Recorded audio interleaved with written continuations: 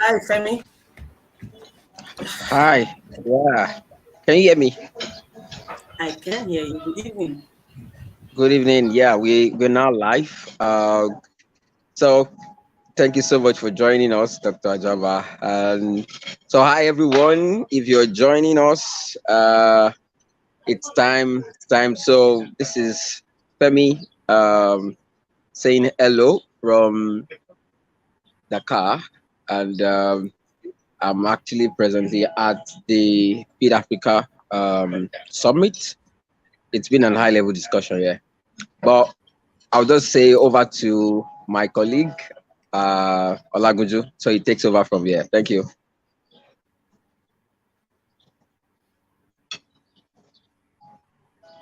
Okay, thank you very Olagunju. much, Okay.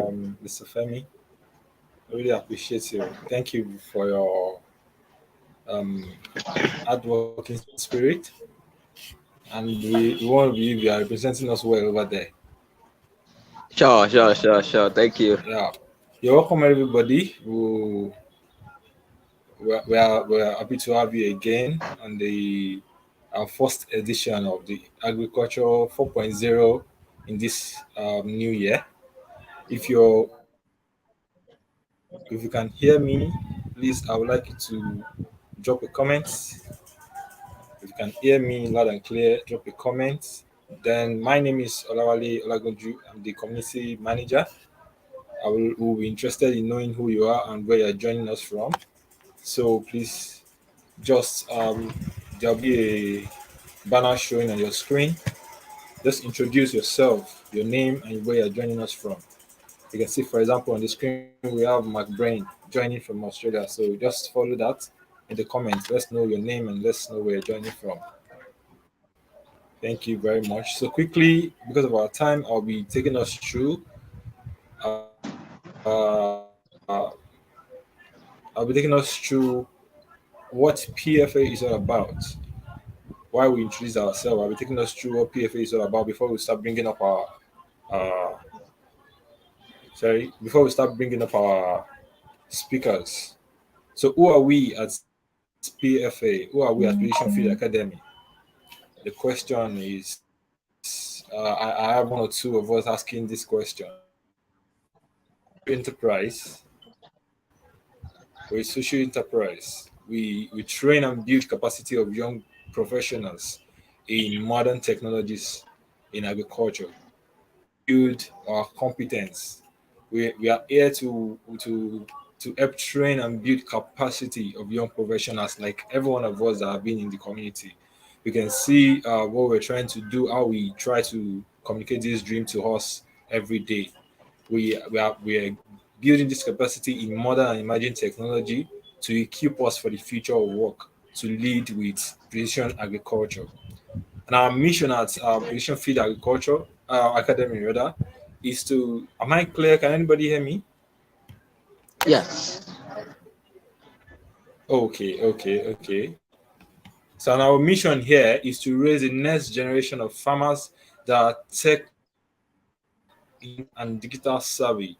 So something different from what we have in the market space right now. Farmers that knows how to maximize the impact of technology to achieve efficiency in the workplace and increase their productivity. We're using these skills both to build our personal brand and also to help the industry. And how do we achieve this? What's our methodology as Precision Feed Academy? We use education and knowledge as one of the methodologies that we're using. We can see, or you can agree with me, that this is one of the medium. This is one of our methodology through education and knowledge sharing to let us know what the state we are now. How can we get into the our desired state? What level of knowledge gap that we have? How do we bridge that gap? And that is what this education and knowledge sharing is all about. One of the medium is through this our webinar. Then we use training and skill development. Most of us in, let me say, almost 50% of us or so in the community, we have access to. Apparently enrolled on a program sponsored by IITA in partnership with Precision Field Academy. We go hard to look for opportunities like this that can give access to skill developments The one we're doing with the IITA presently is with building our skill in the place of GIS. We're trying to build our GIS knowledge, understand the use of GIS, especially so that we can now implement that in the place of drone technology and how to use remote sensing technology. So also we use coaching and mentorship. We have experts, we have professionals that could help us bring us the knowledge. A very good example are our speakers today, Dr. Agada, and I can see Marcel already in the house as well. Those people are there for us, our mentors to guide us on, okay, this is what the industry is like, and this is how you can build a skill. And as Precision Field Academy, what are the skills? What are the areas, the technical areas that we're looking at that we have strength and we're looking out to educate our students all about? One is the drone technology, and we have a partner company that works that has the expertise and even have an organization established in that field. Then we have expertise in geographical information technology and remote sensing. We build our skills also in data science for agriculture, robotics, and Internet of Things in the agri space, artificial intelligence and machine learning, understanding the implementation or we kind of adopt how we can adopt this and utilize them in agriculture and enterprise development when it comes to agribusiness management and soft skills such. What we do, sorry, why we do what we do. There's a question: what exactly is our motivation? What is that thing that's going to keep us going? Not looking at what's the the result is at present, but keeping our eye on what the future can deliver to us. Number one is that we identify that there's a skill gap to be closed. There's a skill gap to be closed in the midst of the young professionals. And this can only be done by we building the skills that is needed to prepare us for the future of work. The second point that drives us, the second vision that drives us is the observation that the trend is not enough. Now, what we have in how the youth has adopted agriculture lately is still not what we're looking at. We want to build youth that are enablers, youth that are playing key roles in the new agricultural revolution. Then we have identified technology as a key tool to unlock this potential, and this is why we're equipping our youth to make sure that we help them to utilize technology to unlock this potential within themselves. So why should you join Precision Academy? This is, I think, this will talk directly to our community members and why they need to bring more of their colleagues on board for us. Why do they need to join us? What we're doing here is we're creating the future we want in agriculture. We're creating a future whereby we're driven by it's not just farming as a thing anymore. It's agric and passion. We're creating a future where young professionals are equipped with the skills they need, and these skills is what helps us in driving sustainable agricultural growth, precision agriculture, where you're able to minimize your loss in the field. You're able to communicate agriculture in a lifestyle and rather than just being a job. Then we connect you to informations why you need to be here. You have access to informations, you have access to opportunities like scholarship, like internship, like avenue to volunteer. One of our mother company I was talking about, the project with an organization in Nigerian here in Abeokuta, giving access to thousands of youths to get trained in a particular skill set so that it can be established. Those are one of the opportunities you can have joining our community. Then also we have skill development through project collaboration, through community interaction, workshop, webinars of this class. We help you develop your skill. And lastly, we give you access to coaching, access to mentorship. You get to put the right foot forward at all time. You're not building your career using the trial by error or A/B testing kind of thing. You have people to guide you on what to do per time, and this is why you can be so sure that when you join us, you're building a future for yourself. We say this that at Precision Fit Academy, we are building a community of young tech inclined and digital savvy farmers and agri-professionals. This is what we're out to do, to build a community of young tech inclined and tech savvy farmers who are there with the passion, with the skill required, and then who are flying high, like our flying farmer. The sky is going to be the starting point. So this is All right. Thank you so much, Olaguju. So that we don't much actually time waste too out much time. into the Yeah. webinar section. Yeah. Too much time. Thank you very much, All, Femi. all right. I can hand Thank over you to so you now. much. Thank you so much for the introduction. Yeah. Thank you so much. Can you hear me? Yes, we can. Oh, thank you. So thank you so much for the Yes, yes, we introduction. can hear you. That's succinct. That is actually succinct. Thank you so much. So guys, we are moving into the meat of the webinar, and I will just go ahead to be introducing our speakers today, our amazing speakers. But before I do that, just a hint about um, Agriculture 4.0 webinar. This is actually a monthly webinar which we have taken as an initiative at Precision Feed Academy to towards our goal, more tailored to our methodology of education and knowledge sharing. We believe that until people hear about things, that is when they can believe, and until they believe about it, that is when they can be able to see manifestations of things.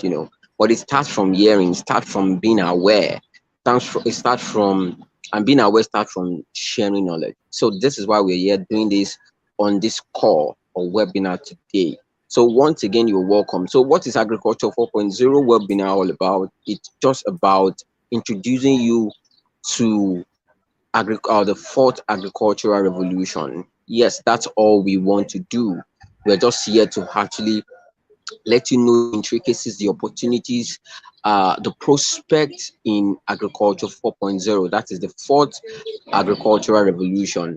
Agriculture is actually undergoing a lot of changes, and more particularly related to digital revolution.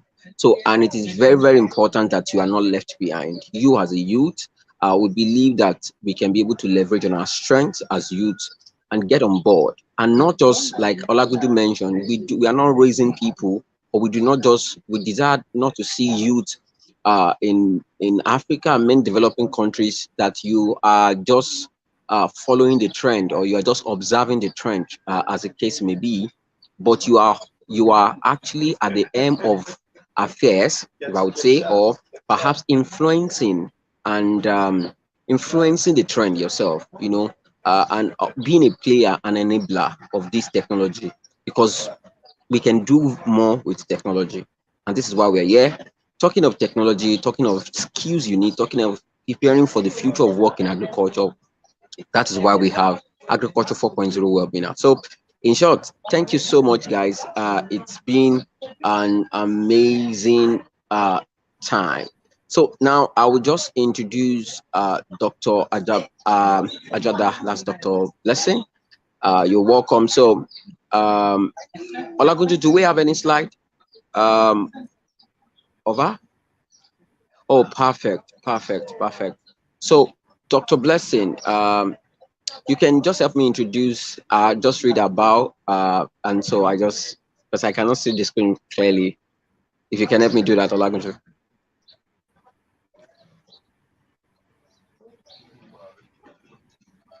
You're muted. Sorry, that's okay. I think I'm clear now. Yes, you're audible now. Please, yeah, go Okay. ahead. Yes. Uh, Permit me to read from part here. Dr. Blessing Agada here is a PhD holder, is a recipient of the 2018 USAID Feed the Future Nigerian Agriculture Policy Project, visiting scholarship award to Michigan State University, USA, currently a service provider for North Central Nigeria under the Soils for Africa project. Her current research focuses on issues related to smallholder productivity and welfare amidst a dynamic food system in sub-Saharan Africa. Issues around input use and its implication on soil health, production, and the environment. She has keen interest in improving smallholder farmers' economic livelihood through site-specific soil crop management. This has led to the creation of the first ever digitalized and interactive georeferenced soil nutrient and soil productive index map for Benue, Kebbi State, and counting. Ebonyi State is in the pipeline. Blessing is a faculty, soil science department, fe- so he's a member of faculty, soil science department, Federal University of Agriculture, Makurdi in Nigeria. Blessing Agada. All right, guys. Thank you so much, Olagoju. That actually succinct. And guys, I know that you are Blessing, very excited. Yeah. Can you hear me?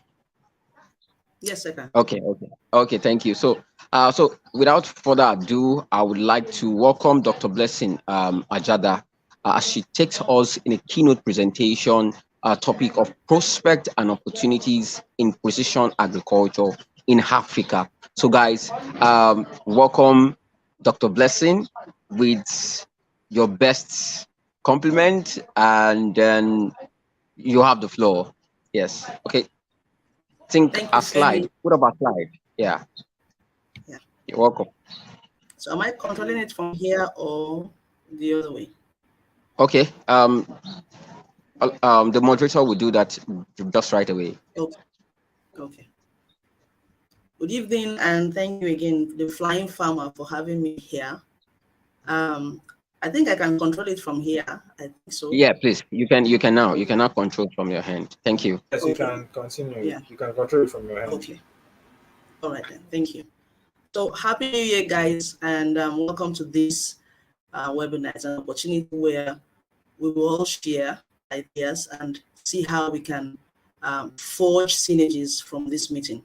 So I hope you have your notes to get so many takeaways from this and other presentations. So I'm talking about prospects and opportunities in precision agriculture. I hope everybody can hear me. Am I audible enough? Can you hear me? Yes, Hello? I Yes, can. yes, you're Okay. able enough. All right. Okay, that's beautiful. So the topic is prospects and opportunities in precision agriculture. I'm a soil scientist, a registered one at the Federal University of Agriculture. That's where I lecture. But I'm a registered soil scientist in Nigeria and a proud agronomist at that. So my outline has to do with all these definitions. To have time for questions, I will just skip this slide and move to the next one. I usually like to start my presentations with a teaser. And this brain teaser says, which state is the most polluted in Nigeria, and which is the cleanest? Now, I dropped this here because when we talk about precision agriculture, it's not just, when we say precision agriculture, it's about, it is encompassing. The mentality I want you to take from this meeting is, it's not just about crop and soil, which is like the normal that you see around. It precedes that. You could find yourself in air quality management or whatever, or in animal production, tagging attles or something. So it cuts across board when you talk about precision agriculture. Now, there's an app that if you just go online and you want to find out what happens, where is the cleanest, which is the most polluted city, it's called the Air Index app. And you can also find it on Google. If you just search that, it will give you precision time with timing, as at that time, which state is most clean and which is most polluted. So it's about precision. Now it's not on agri, but it's around what affects us with the environment, which agriculture will be generating, because we generate a lot of greenhouse gas. So it's a whole ball game, not just looking at it from the point where is soil management and all that. It takes lots of things. So that's what that slide is to do. Now, precision agriculture is a system of farming that uses Internet of Things, software, artificial intelligence, all sorts, to maximize and optimize farm inputs. That's the main thing. You're trying to cut down on your costs. Most times, we see from research, you see that the fixed cost is still there, but variable cost is usually reduced immediately. And then over time, the fixed cost also drops. It is heavily data-driven because Without the data, you cannot function around this area. With the level of precision, you need data. The next slide, why precision agriculture? The goal is to increase profits, sustainability, reduce costs, and then protect our environment. There are so many aliases around precision agriculture, smart farming, site-specific management, and all that. They are all different names coined around precision agriculture. It's a huge, huge area.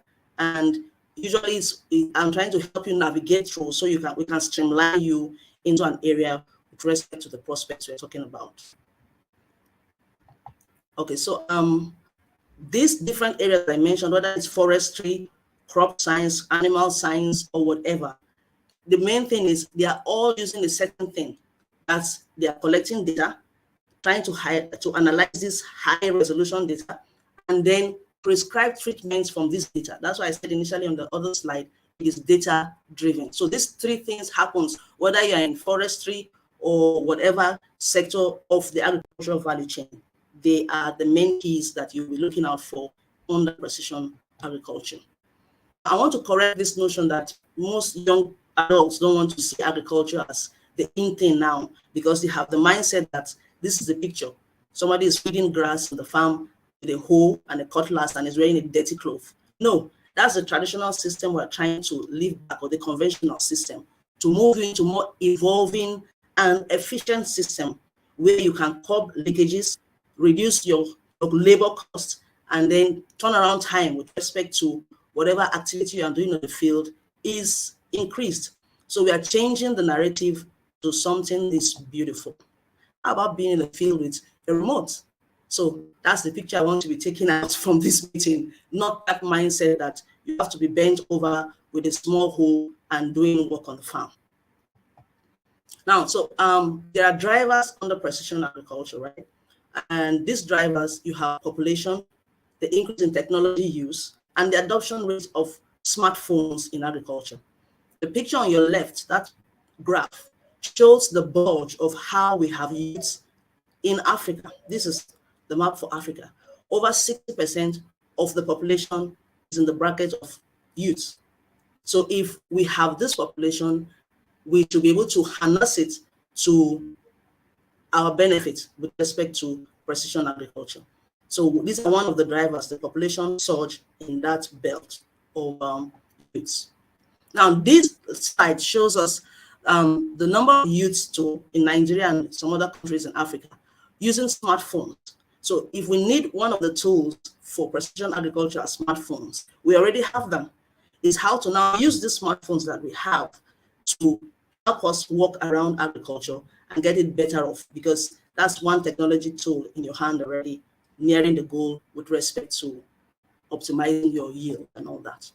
Now, so what are the opportunities? I try to use the market as my entry point. Now, in precision agricultural space, it is segmented into 4 based on markets. You have the components, the application, technology, and region. So it's from these 4 entry points that I will show you prospects within this sector.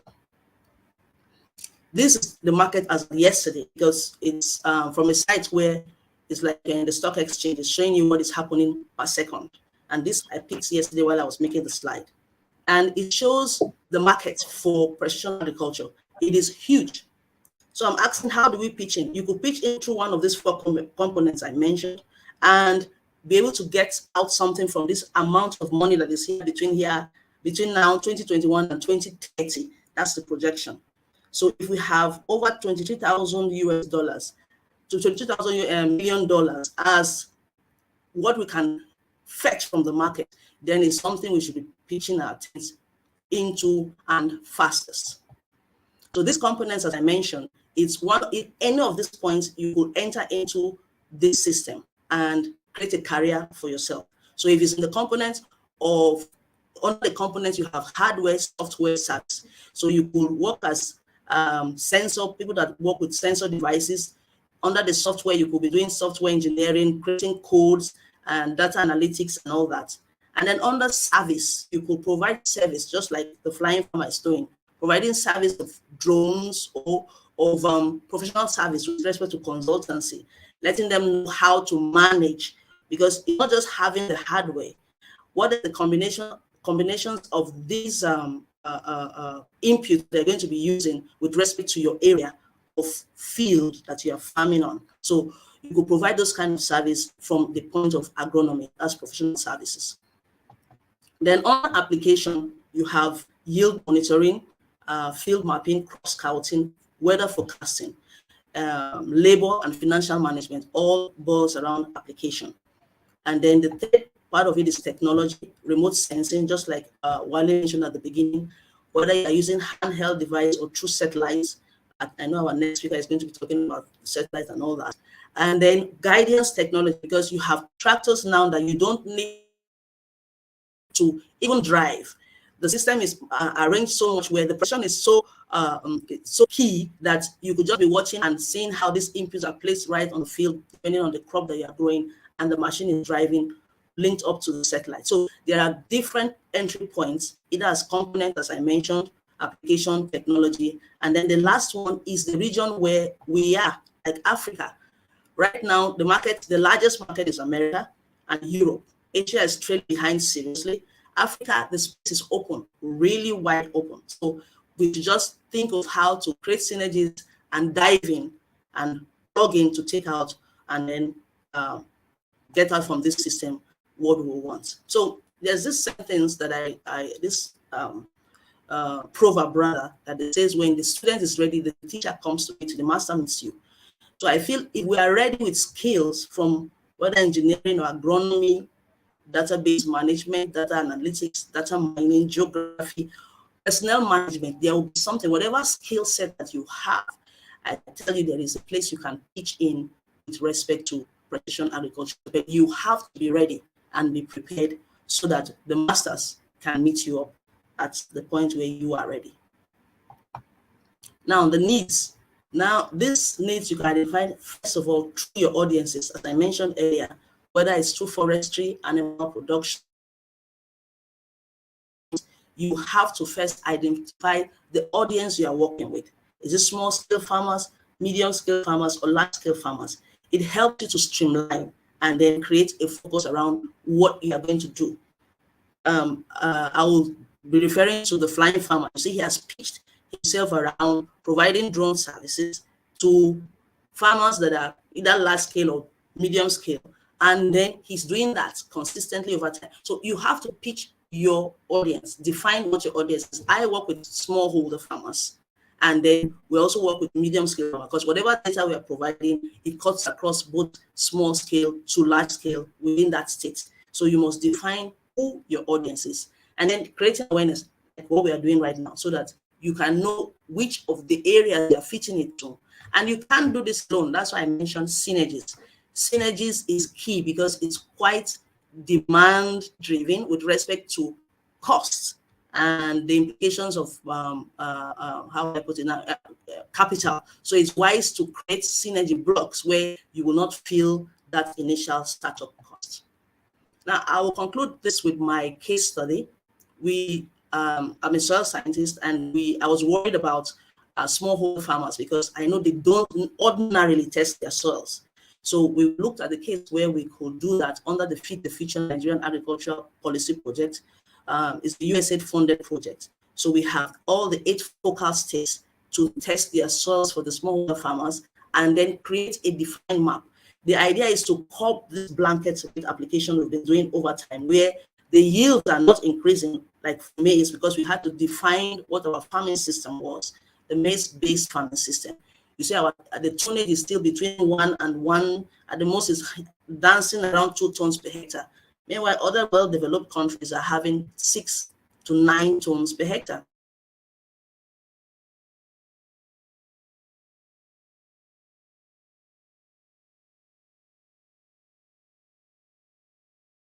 Site-specific management.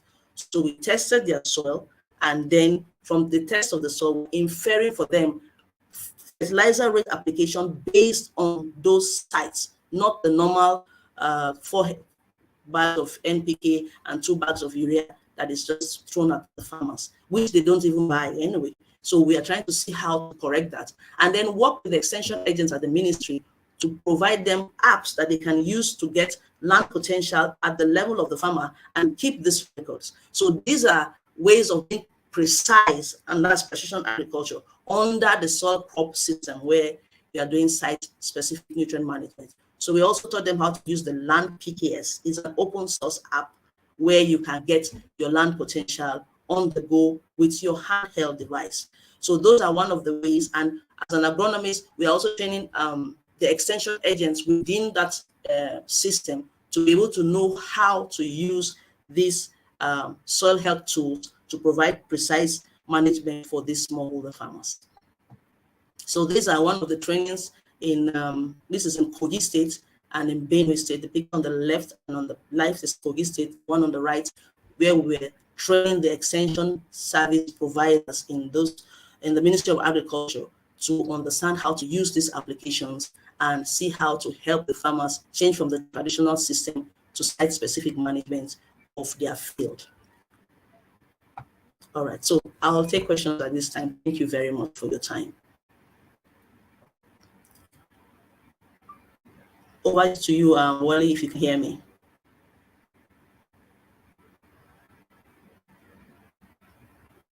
Thank you very much.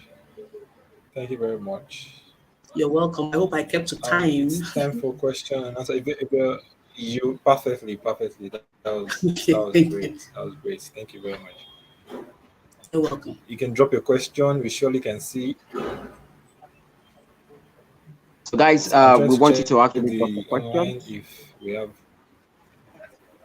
Yeah, okay. So you can just drop your questions.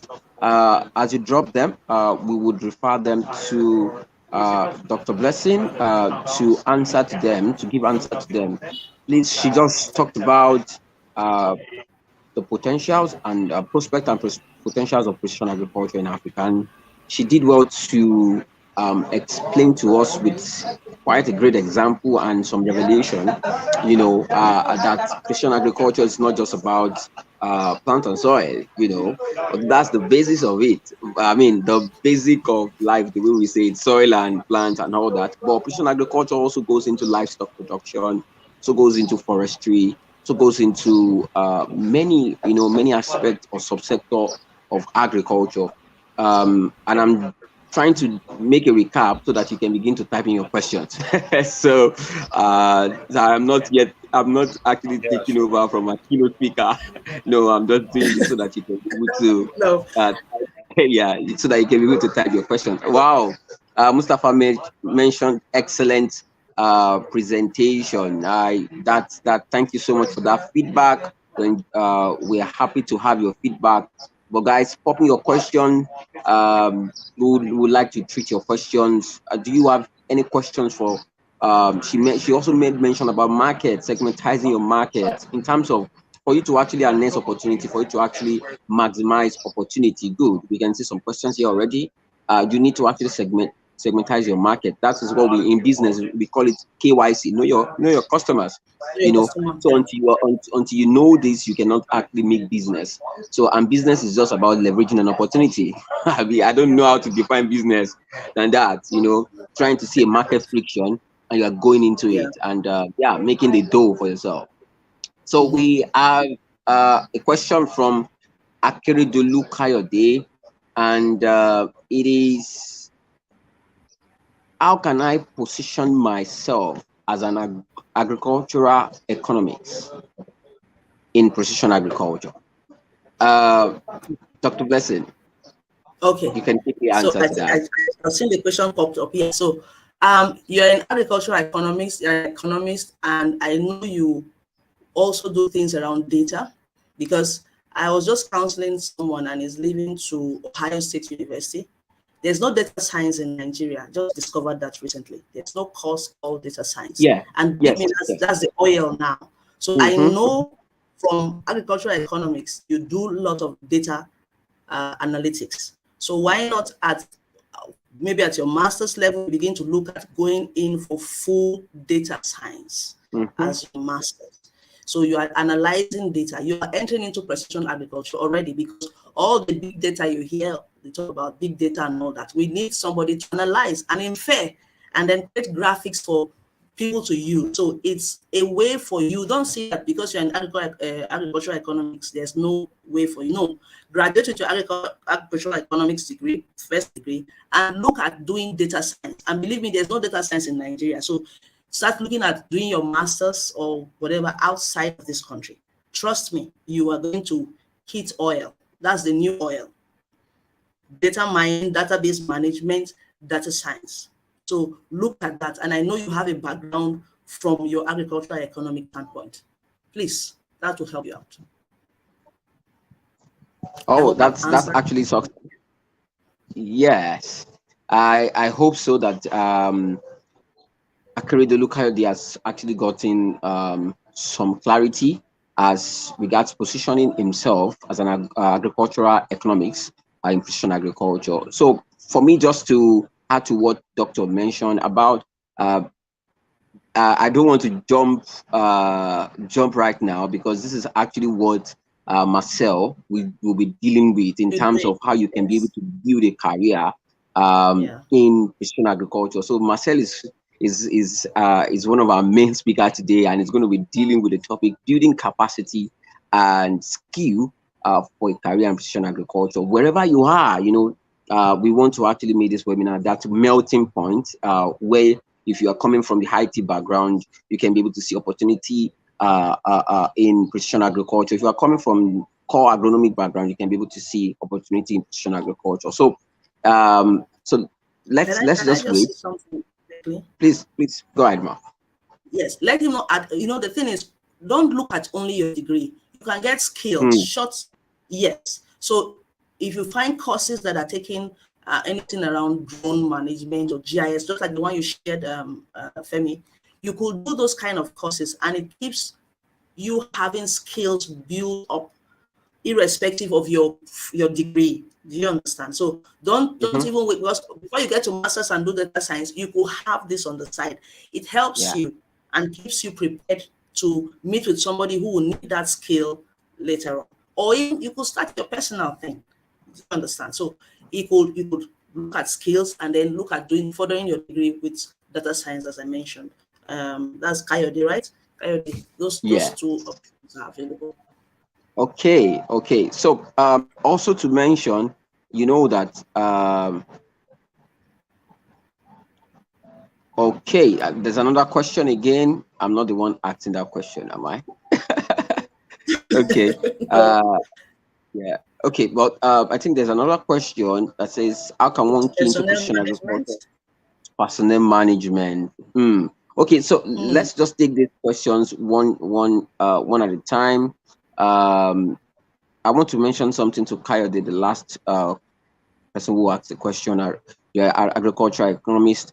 You know, there is actually an aspect of agricultural economics that deals with agri-tech, trying to understand how agri-tech, you know, can be able to give benefit cost ratio. You know, you are agricultural economics, and I believe that you're familiar with these terms.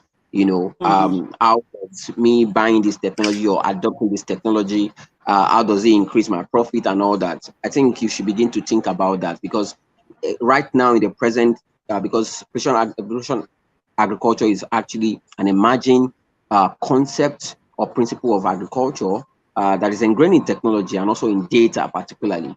But the question is, farmers are asking, global scientists are also asking, does this actually make sense economically? How can we actually, I mean, does this say it is attractive, it is beautiful, but the question is the cost of the technology, because precision agriculture is relatively not cheap. We need to say that, although it makes your agriculture cheaper, but it's relatively not cheap. The question is the long run, the benefit ratio. So I hope this gives clarity, and I know that Marcel is going to do justice to how you can position. That's the point you mentioned, position yourself. And the next question, Olagoju, so that Dr. Blessing can attend to that. Yes, can I have the next question? Yeah, it's gonna be popped up now. Okay.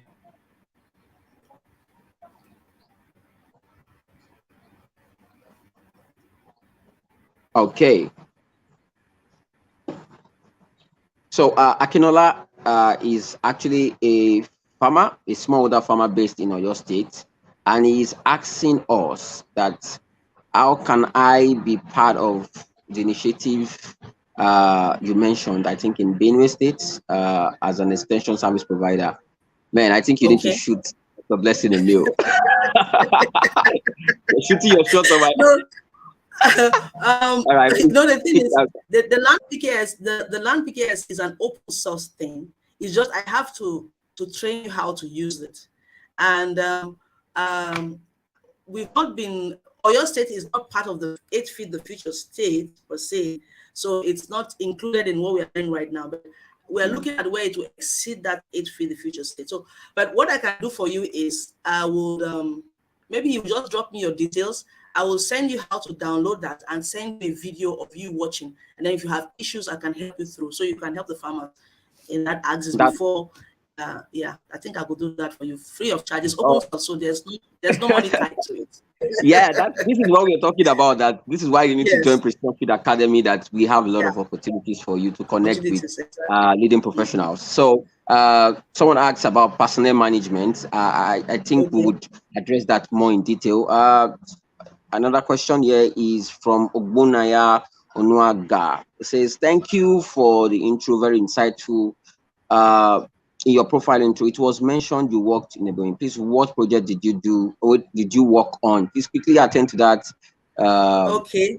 Ogbonaya, I worked on soil sampling for 13 local governments. I went around all your 13 local governments in Ebonyi State. You pick samples for those in the rice-based system. So it was lowlands we were working on, and we have analyzed that. They are preparing their map. I think it's ready already, and I'm also working on streamlining their recommendations for how they will use fertilizers and all that for the smallholder farmers. So it's USAID Feed the Future funded project, soil productivity index rating. That's the project I worked on. Yeah. So Adia, will quickly ask you a question there. Land PK, is that something you want to answer? Yes, okay. The Land PKS is an application, is a free open source app. You can check on Google. Is it Google Play Store, right? If you are using Android, you see their Land PKS. Once you download it, as I was telling the other Matthew, if you download it, you could have it, but I have to teach you how to use it in those areas for your smallholder farmers. And it's also like the person that asked about personnel management. If you have the app and you're working with farmers, you can create a database for them. So we have data from them that is taken to the cloud base, as well as stored in your phone to be able to deal with them and provide them specific management and advice all around that the LandPKS app. So I think a link can be shared for them later on or something. So they can download it. Yeah. Okay, thank you so much. I think this question, I like this question, and the Evans ambassador, that's Okori Dennis, asked, my question is, with web development skill, can I build a career in creating websites for farmers? How can it be of help to them? And I want you to link this with precision agriculture. We have web-based application, but I want you to actually answer that. Yes. So if you build these websites, you know, the thing is, first of all, right now, we don't even know what is the number of our farmers. Forgive me, I'm talking about smallholder farmers a lot. And if you don't have that data, how do you start any management? So if you have website that we can have that, we can now structure, because within this smallholder farmers, there are some that, as you start bringing any technology, they are willing to change, adopt it, and change, while some may not immediately. So if we structure the farmers, we have a website that we have their data, and you have an awareness, like maybe a meeting with them to let them know, look, these are the benefits of precision agriculture. Believe me, you have people that are willing to try them out. We can now structure lead farmers, or you have the first few ones that will do the pilot study with, that when others see the difference with precision agriculture and the conventional farming, they see the huge difference with respect to yield, because the smallholder farmers' idea is the yield that is going to get anyways. And they see that difference. They're changing from the traditional system to this will be a smoother transition. Let me use that phrase. So please, it's a skill that we'll need. Flying farmer, we need him. Yeah. Okay. So Yes. Yes, I And wanted to yeah, actually, hear from you so that okay, you want to say something? yes. So, Okay. web development skill is actually quite important. Mm-hmm. Because there are many applications that we have today that they are actually web based. So if you can be able to create not just designs of websites, if you can just go ahead to actually go into software development, web application, where you can be able to extrapolate geospatial data, I mean, data from soil, data from From all soil, that, yeah. information sharing and all that. And website is actually key in these days in terms of information system. You want to inform farmers. I mean, this is very, very good to actually pursue in relation to precision agriculture. And mind you, we need to actually focus that. But generally speaking, websites are used for different things, just for information Different things. and Exactly. all that. Yeah. So yeah, please Mm-hmm. go for it. And I would say beyond just developing a website, more particularly develop skill in software development. So yeah, and for Python, of course, please, you need that. You need, just like you wish to learn French. Also, don't always. I mean, also learn programming language. It is Mm-hmm. actually going to be a common thing. But so that we don't waste too much of our time right now, I would just be bringing the next speaker, and that is Ola. Could you please, can you help me put up the profile of our next speaker? And that is Opeyemi Alabi. Hi, Opeyemi.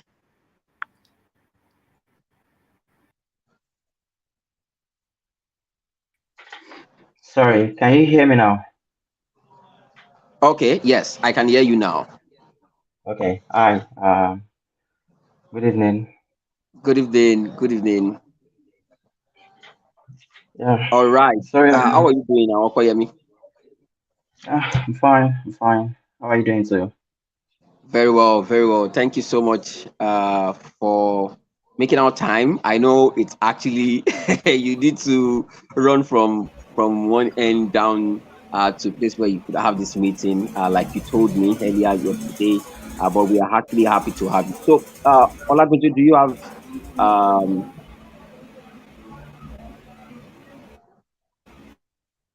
apologies? Let's just wait for. Am I? Can you?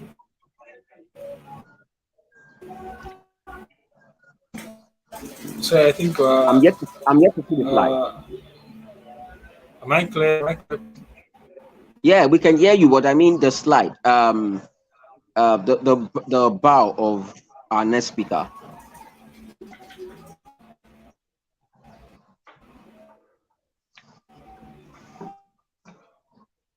That was for a while now.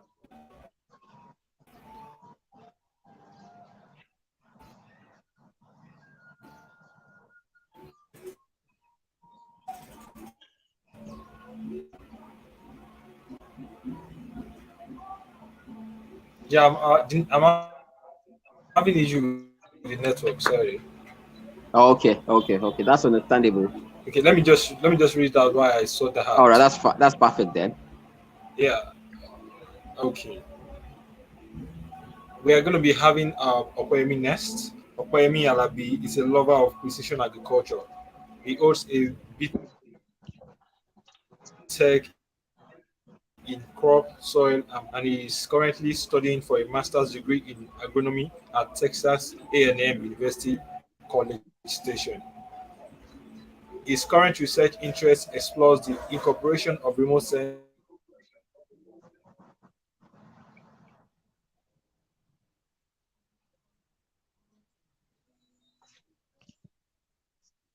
Yeah, I think we lost him.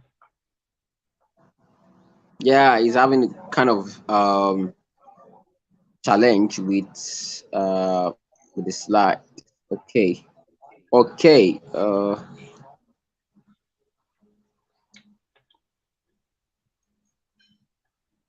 Okay. So now we have it. So thank you so much. You can move to the next slide, where we have Opeyemi's topic for today.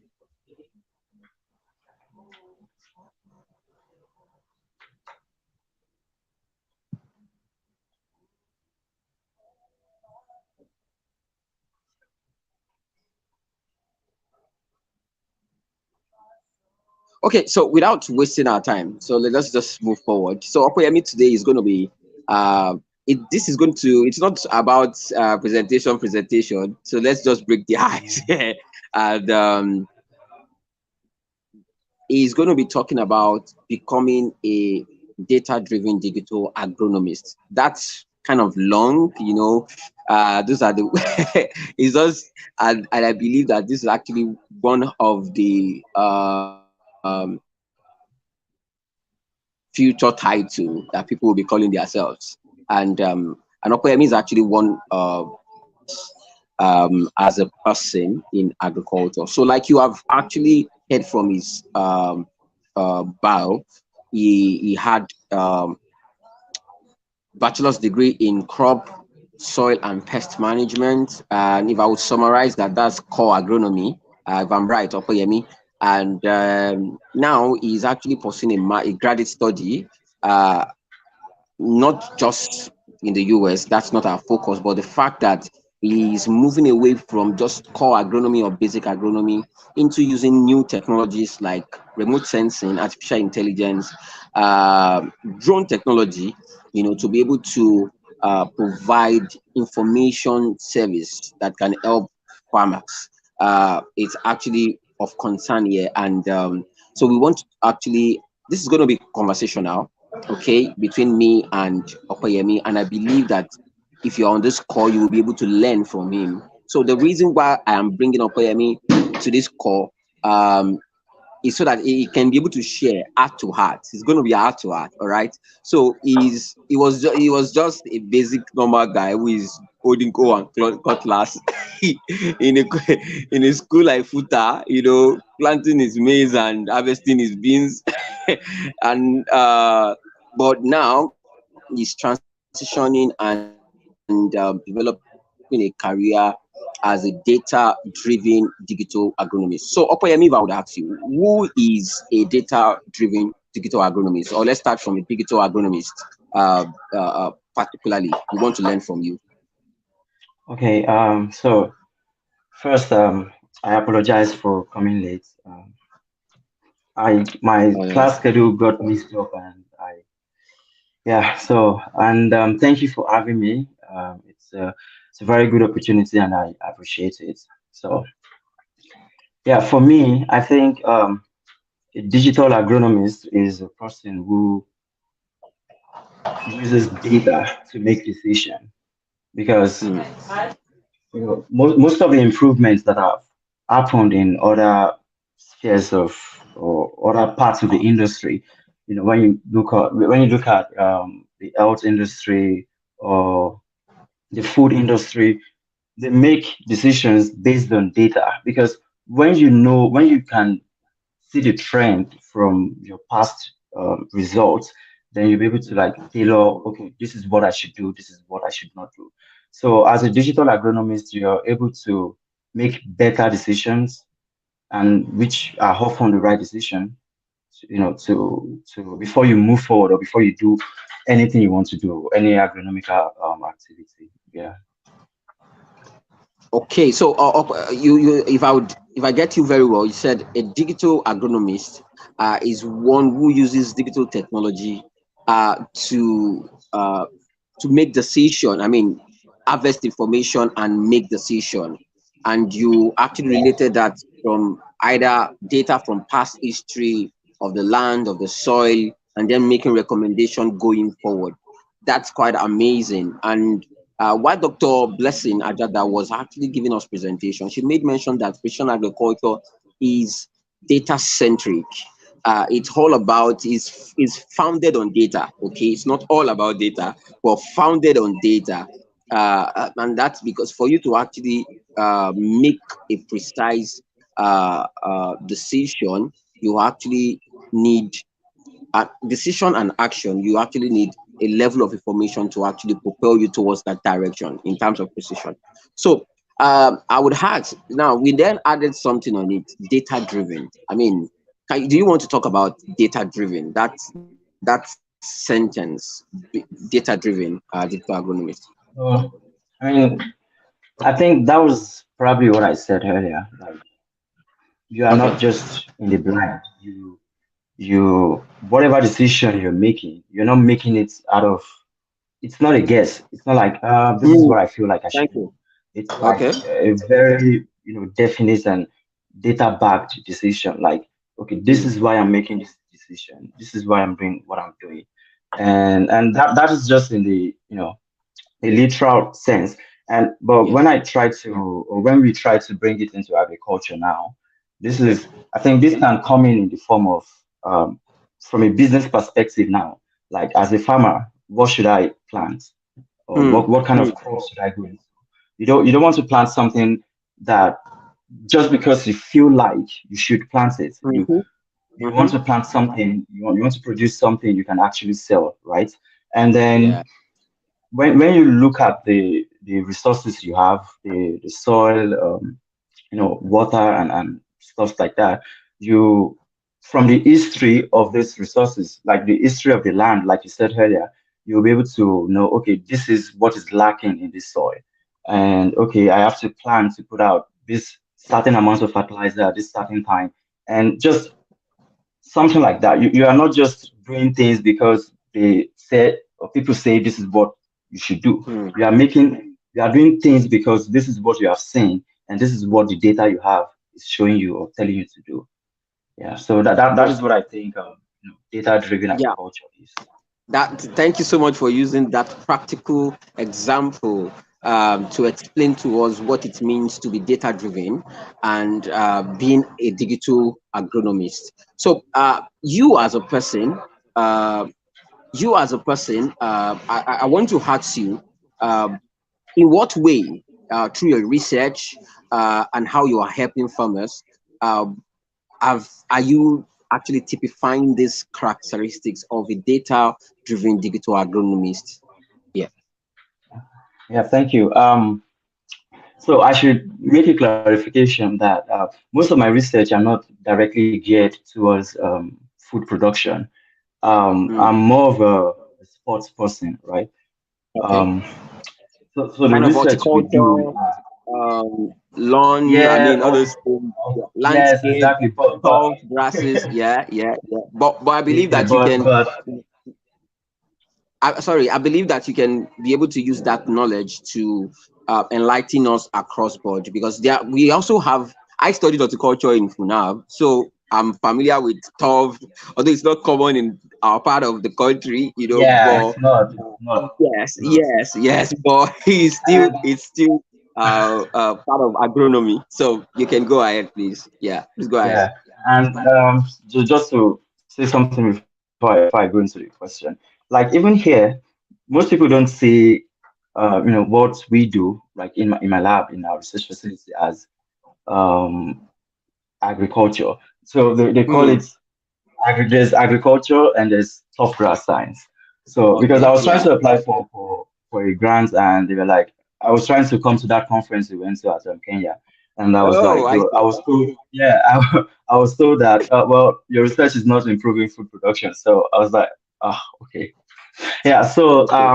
in my research, because my advisor is more of a precision person, his research is like focused, or it's called precision topgrass management. And basically, what we do is just try to look for ways to, make sure what you're giving to your grass is what it needs. You are not giving more, you are not giving less. Because the implication of giving less is that I mean, it's your plants will suffer, right? But if you're giving more, then you're wasting resources. Mm-hmm. Resources that can otherwise be, diverted into something else. And so basically, how we do this is, or one of the ways we do this is that we have different technologies, Okay. and all of them are, they have GPS incorporated into them. Most of our devices, we have the drones, we have a GPS enabled sprayer, we have Mm. drone sprayers and stuff like that. So basically the research we do is to like use the drone, for instance, now to maybe fly over a golf course. Like, I hope we know what the golf course is. So to fly over a golf course or a sports field, right? Maybe a soccer field or something, and then once we fly the drone, we can then do some analysis, process the images in fixed 4D or something, and then bring these images to maybe ArcGIS, and then do some vegetation indices calculation. Then that way we can, like, okay, maybe for instance, we calculated the NDVI, the normalized difference vegetation index, which, so we first, what we do sometimes is to first check the correlation between the results we're getting from the drone and ground truth data. So even though we are using drones to, because in tough grass, drone is not really that popular yet, right? So we're first trying to set some standards, like, okay, instead of going to the field and getting leaf samples and then taking to the lab to analyze the nitrogen content, can I just fly my drone across the field, do some calculations, get the vegetation indices, and then derive the nutrient or nutritional status of the grass. So a lot of the research we do is still trying to check for correlation between, okay, this is the result we got from the drone, and this is actually what is on ground. And then so just to get a way of, find a way to improve those technologies. And then another thing is well, that is for nutrients, for plant nutrients now. Then when it comes to like water management, our drone has what's it called, the infrared or something, so we can actually the thermal. detect, the thermal, thank you. So we can actually detect water stress, and I think that one is much more easier to detect or correlate than using these vegetation indices to see what nutrients your plant is lacking in. And then another thing we do is one of our research actually incorporates there's this thing we call decision support systems. Like, it's just like a software. Okay. It houses, it's like a software that houses everything. It houses, just like it is software, right? It houses artificial intelligence, algorithms, GIs and stuff like that. So you can basically log into the system and then get information about your farm, I mean, that is like tailored to your farm specifically. So this it's a company actually. They get satellite imagery and then analyze everything and then do some calculations on it, and then from those calculations they'll like plot a map, and then from that map you can know, okay, this is what I need to do on my farm. And I mean, the end result of all this is just to get a lot of information and make sure what you're doing is accurate and needed, because if it is not needed, then you don't want to do it. So perfect. Thank you so much for actually bringing us deep into what you do as research. And this is what I want to mention, and so that we can be able to have a broader view. You're working on tough grasses, but because this same thing, this same technique, because you are actually trying data, mining data from your farm, and so that you can be able to turn that data into insight that helps you make decisions and carry out precision supported actions. So now, Tov, if you are also in pasture management, this is actually talking to you. Pasture management, animal management. This is actually talking to you directly. So it's not only about lawn or turf or golf course and all these things like that Ope was mentioning. So I want you to actually open your mind and be able to conceptualize what he's doing and how you can be able to apply it or see yourself applying it in the nearest days, okay? Because I believe it's actually soon. So now, there's a saying that data is a new oil. Data is a new oil, and please go ahead. Okay, yeah. So just like you said, of course, the technology is transferable. Like before I got here, I had really no idea. I did not know anything about top grass. I mean, it's not something that's popular in Nigeria. And then my advisor, most of the people my advisor recruits are people that have knowledge of the technology, right? Because like I said, the technology is not quite popular in top grass industry, but it's like very popular in other agricultural fields. So what it does is, okay, you've applied this technology in maybe rice or maize or soybean, then I need you to come here, and then so we can use the same thing. So it's, of course, the technology is transferable, very, very transferable. So yeah.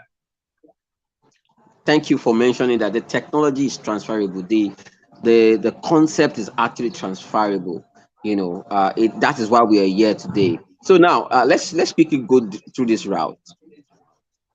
You moving from a basic core agronomy background, to begin using emerging technologies. You mentioned drone technology to collect data. You mentioned artificial intelligence. You have mentioned GPS-enabled devices. You have mentioned GIS. I think one of it is ArcGIS, is software. You've mentioned a couple of emerging technologies, are digital technologies. Now, looking from your background, how easy it is for you to actually transition, of becoming, and then the next question again that follows, a follow-up question, is how do you want to advise others who are also going to be following this path?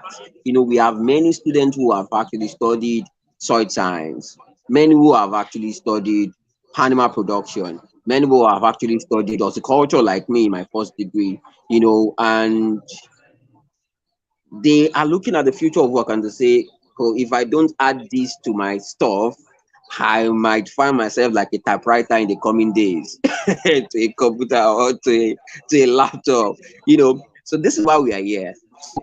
How easy it is for you to transition, okay? Perhaps you're still transitioning, and what would you advise us to do in terms of this transitioning? Because you have passed through it, or perhaps you are passing through it. What you advise? So yeah, exactly. Okay. Thank you. So my story is more of I like to put it this way. I studied agriculture by choice, right? Most universities in Nigeria, Okay. if you By don't choice. meet Do the you say cut-off by mark, choice? yes, it was a choice, right? Wait. Do you say by choice? Oh, Yeah, it it's was a a choice. choice for Okay. me. I mean, I had the Okay. opportunity of actually living, right? But I chose not to because Mm. I knew right from time that, okay, I'm more interested in the tech part of things or the tech part of life. Mm. And technology is a Okay. tool. They are meant to be applied in different Yeah. domains or field. Mm. So and I decided to, okay, let me just learn agriculture and then on the side learn the technology, and then Mm. I can find a way to match everything together, right? So that is like the summary of my story. So transitioning wasn't really a very difficult thing for me because, like I said, it's what I've always wanted to do, right? But at the same time, it is a necessity because if you want to stay in agriculture is, since I got here, I've not seen holes and cutlasses. I'm not gonna lie. So Yeah. agriculture has gone far beyond just basic stuffs. One of the amazing things to do, using drones to help farmers, like that is like the future of agriculture, and like that is one of the things that this agriculture 4.0 is trying to achieve, because Yeah.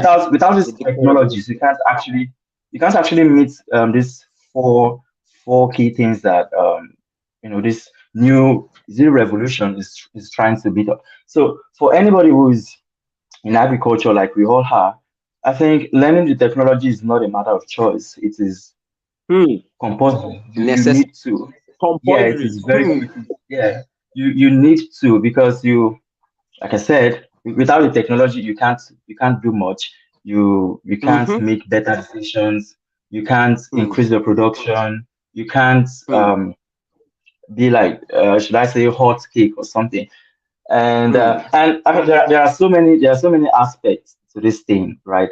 Um, we have people that are, you know, more into the hardware technological part, like Yeah. flying the drone, processing the Yeah. data, and trying to analyze data where, where data science comes in, right? Like the last speaker said. And then we have people who are more into the software components, which is my end goal, which is what I really want to go into at the end of the day, where they design the software systems, the information systems that can, further aid farmers. So I think once everybody have this mindset that transition is compulsory, it's just what you have to do, and it's not really difficult. Just like how everybody is shouting tech now, and there are so many aspects you can go into without actually writing codes, right? You can decide to be a project manager. You can decide to go into front end development. You can decide to go into back end, or you can even start doing all this deep learning, machine learning thing. And this increases the level of difficulty kind of increases. So in the same way, the technology used in agriculture, there are different levels of difficulty. So you can just pick your own and get very used to it and just become an expert in it.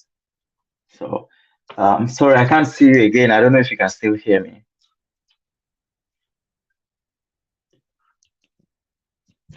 Hello? Whoa.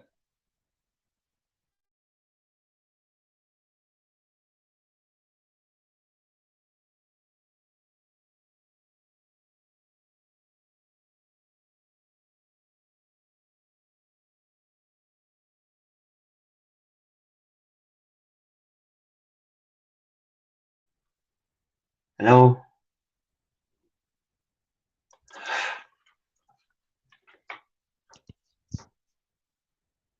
Oh, I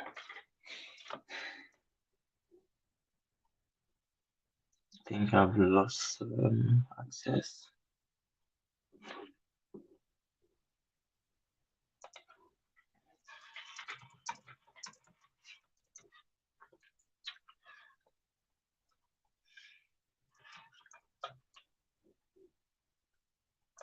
Hello?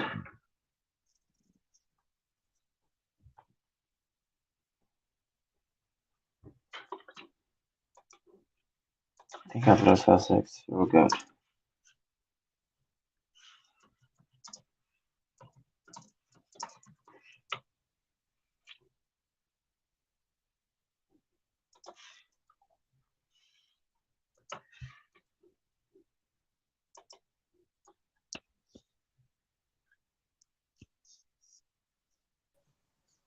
Okay, yeah, Opeyemi, apologies.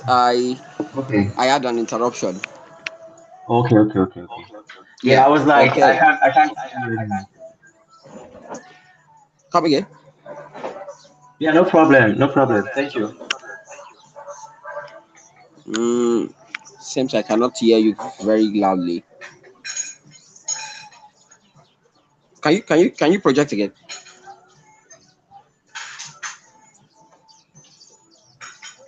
Can you hear me? Yeah, I can hear you. Your voice is kind of low from my end, and I don't know why. Uh,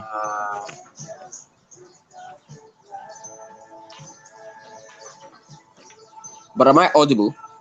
Very well. yeah, you are, Okay. but Okay. you still Okay.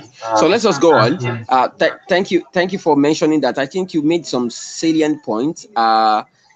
You mentioned that bringing technology into agriculture is not a matter of choice anymore. It is actually of, I said necessity. You even took it up and say it is actually important, like it's compulsory for us Yeah, to actually do. Yeah, for us to actually see improvement, and either personally or either agriculture, food security in general, technology is just an enabler, ensuring that we can be able to bring the best of our potential out. Yeah, so thank you so much for sharing that with us. And you also mentioned that if we see it from the perspective that this is actually something compulsory, this is something that is actually very necessary, it will not be difficult, you know, or it will not seem difficult for us to actually transition. Particularly. And guys, it's not that we are actually trying to say transition, but we are just trying to say, hey, this is actually fourth. Generally speaking, we are talking about the fourth industrial revolution. Agriculture is also saying that this is fourth agricultural revolution because agriculture has passed through a lot of revolutions. Revolution from just normal planting into the seed and into the soil, animal-driven agriculture to mechanization, you know, which is agriculture 2.0, and then to agriculture 3.0, which we stamped green revolution, to, you know, genetic technology. You know, we had hybrid seeds that actually brought in productivity to us. We had chemicals, pesticides, fertilizers, you know, that transforms the way we saw agriculture, industrial scale agriculture. But now we're talking about agriculture 4.0. You can see that agriculture is also having its own fair share of evolution, if you want to call it changes. But the question is, you are living in this age. You shouldn't just be counting scores. You should be part of those who are actually moving and playing with this technology. There's one time I actually been mentioned on a TED talk, a TEDx talk, and I was talking about steering new waters in technology.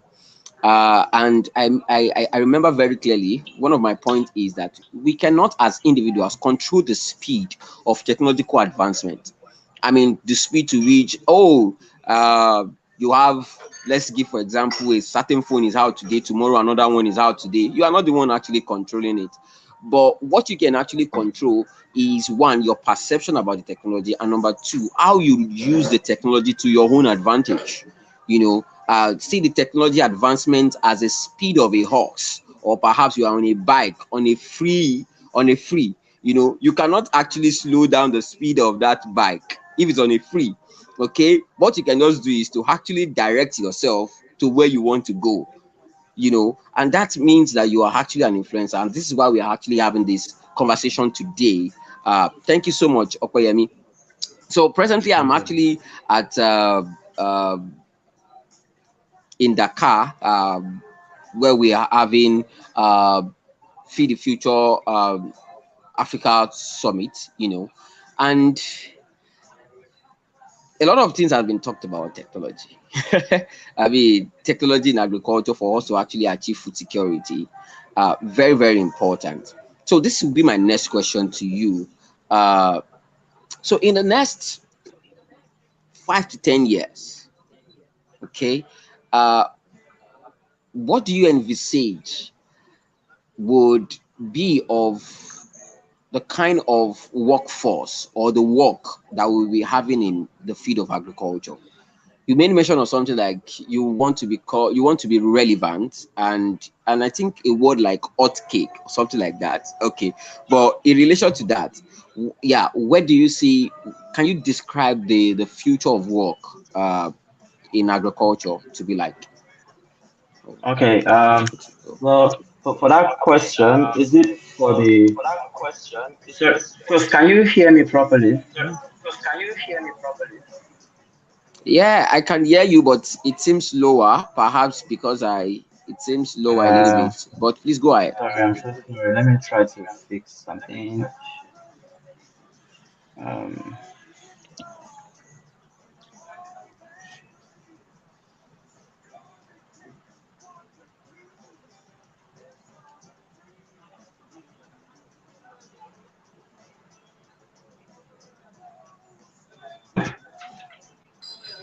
what about now? Can you hear me properly? Okay, Olaguju, please, can you confirm with me that you can hear him audibly? Please, you can pop up. Pop up.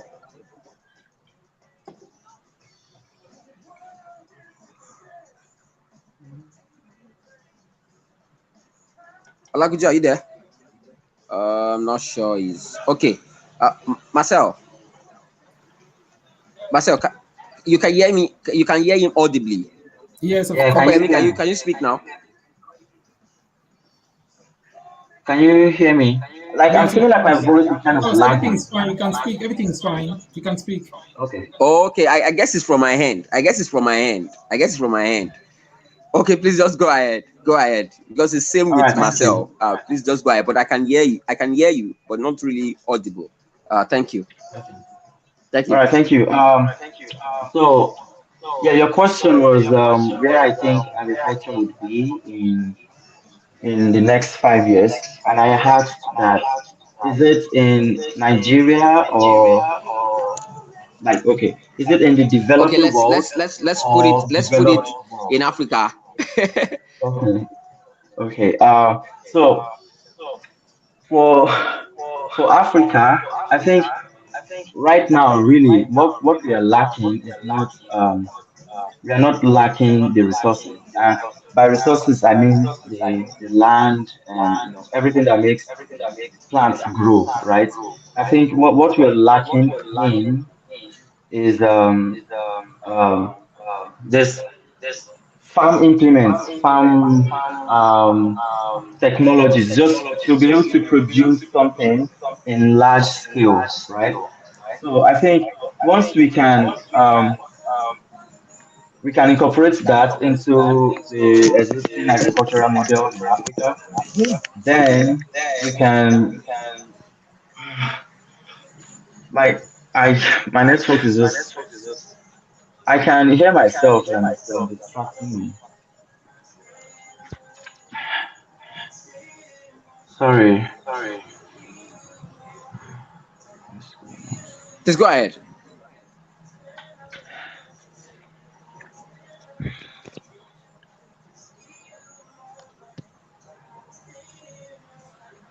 Hello.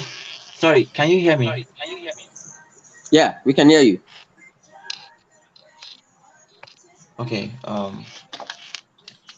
So as I was saying, I said the first thing I think we need to do is start incorporating farm implements like tractor, sprayers like sprayers that are mounted on gators like farm trucks or something, just because I think there's like a big discrepancy between the level at which the developed worlds are and the one at which most countries in Africa are, because I still feel like, aside from the amazing works to do, I still feel like many farms in well, I can't speak for the entire Africa, but many farms in Nigeria still find it very difficult to use tractors. One, it is not readily available. One, it is like very expensive to get. And then when you start looking at stocks like you know maybe fertilizers and education and extension activities, I think those things are really lacking. So I think that is like the first stage we need to get to before we can start incorporating or heavily incorporating precision agriculture. I mean, I'm just looking at it from the cost of incorporating these things, because these things are not cheap, right? And I'm not really a big business person, so I can't really forecast. So Okay.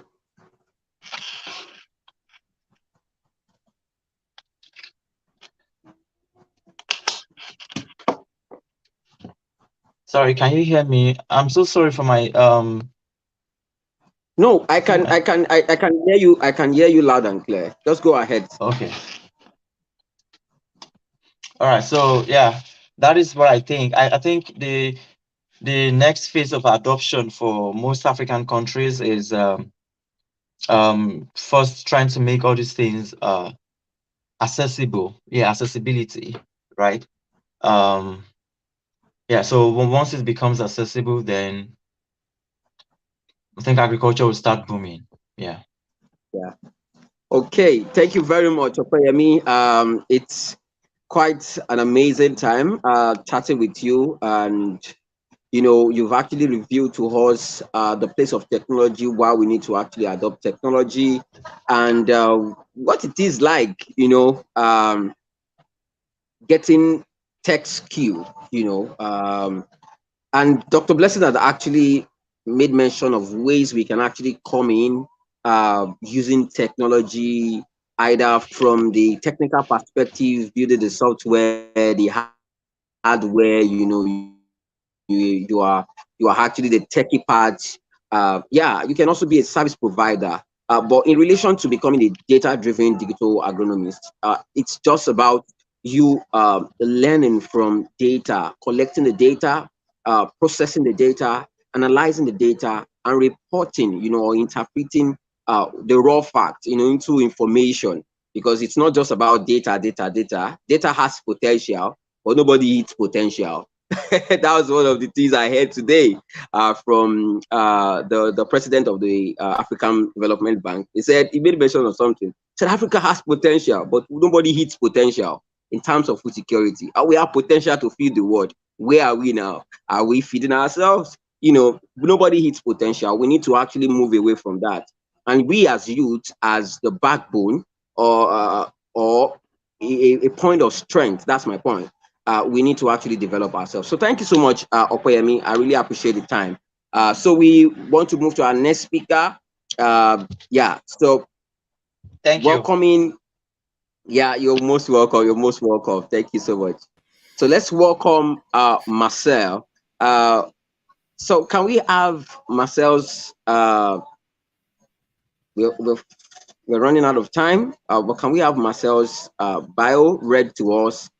So Marcel today would be taking us through building capacity and skills for a career in precision agriculture. So Ola, could you please, can you read his bio? Thank you. You need to come up. Don't just share your slide. Okay, am I clear? Okay, yeah, you're now audible. Can I? Yes, okay. You are now. Sorry, I will not be able to use my video due to the network issue.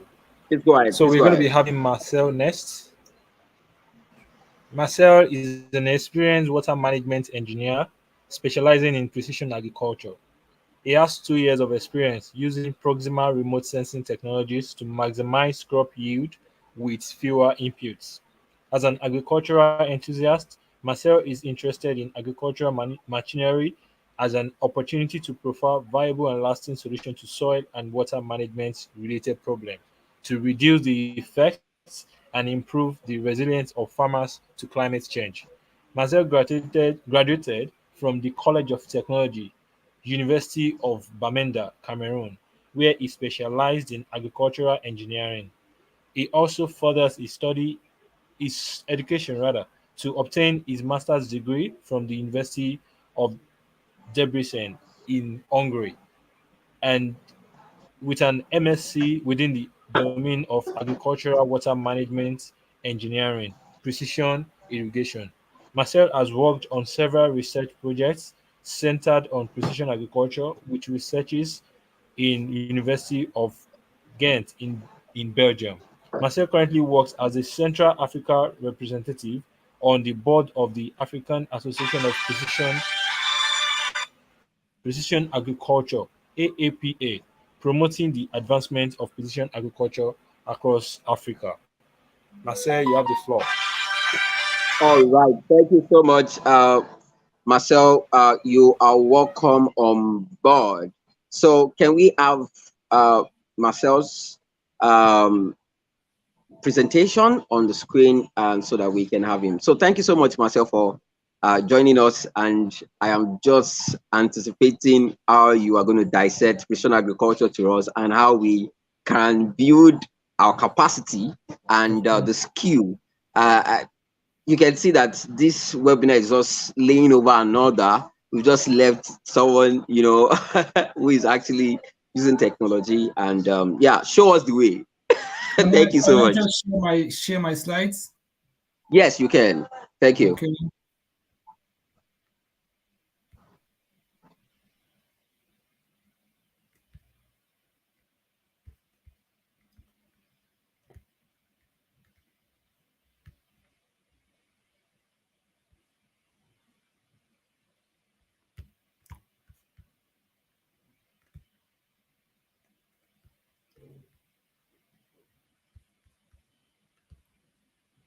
Can you see it?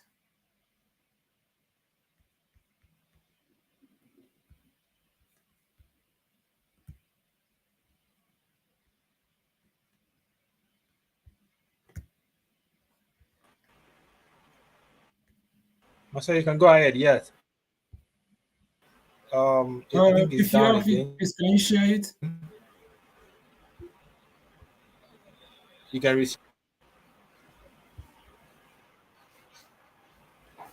It's not my hand. It's not my hand. So you can please share. Okay.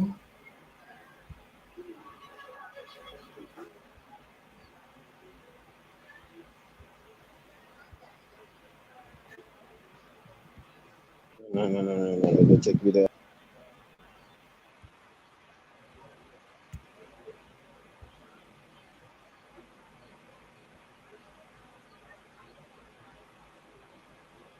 I can't access it from here.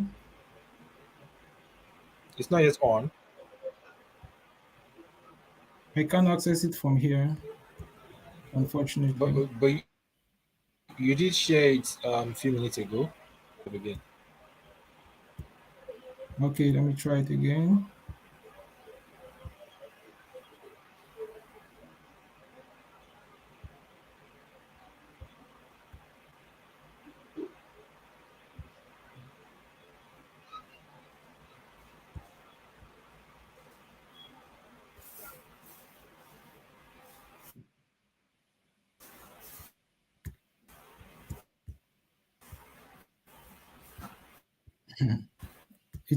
It's not possible. I don't know what's happening.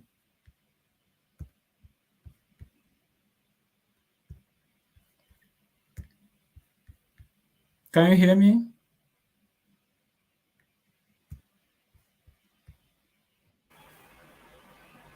Yes, we can hear you. We're waiting for your slide to come up.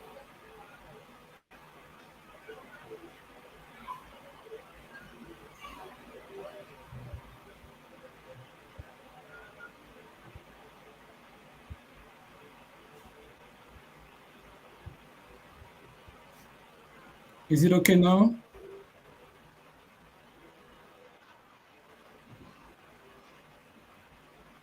Can you see the slides? Okay. Yes, I think it's up now. Is it good?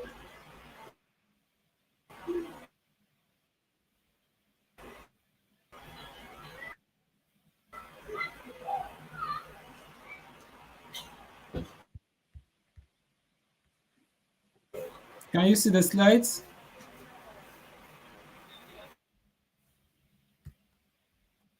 Yes, your slide is up. Okay. So thank you for Screen. giving me the. Pardon? Then it's Hello? oh, Your this is network is so network. poor. I can't really hear you. Sorry. Or it's mine. I don't know.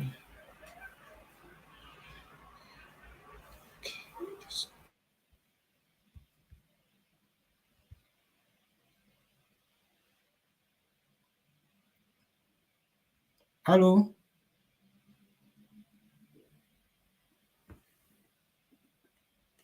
If you can hear me, just let me know so that I can start.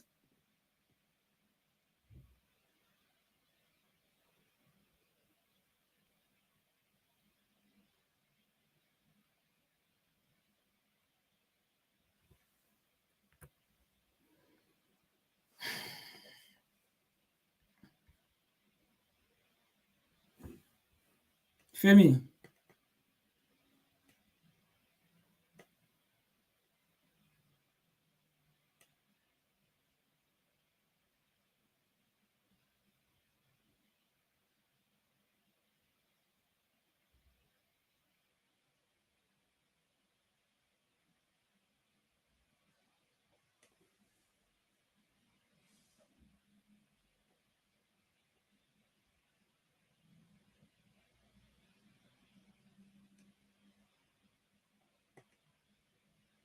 Hello. Oh, okay. So can I start?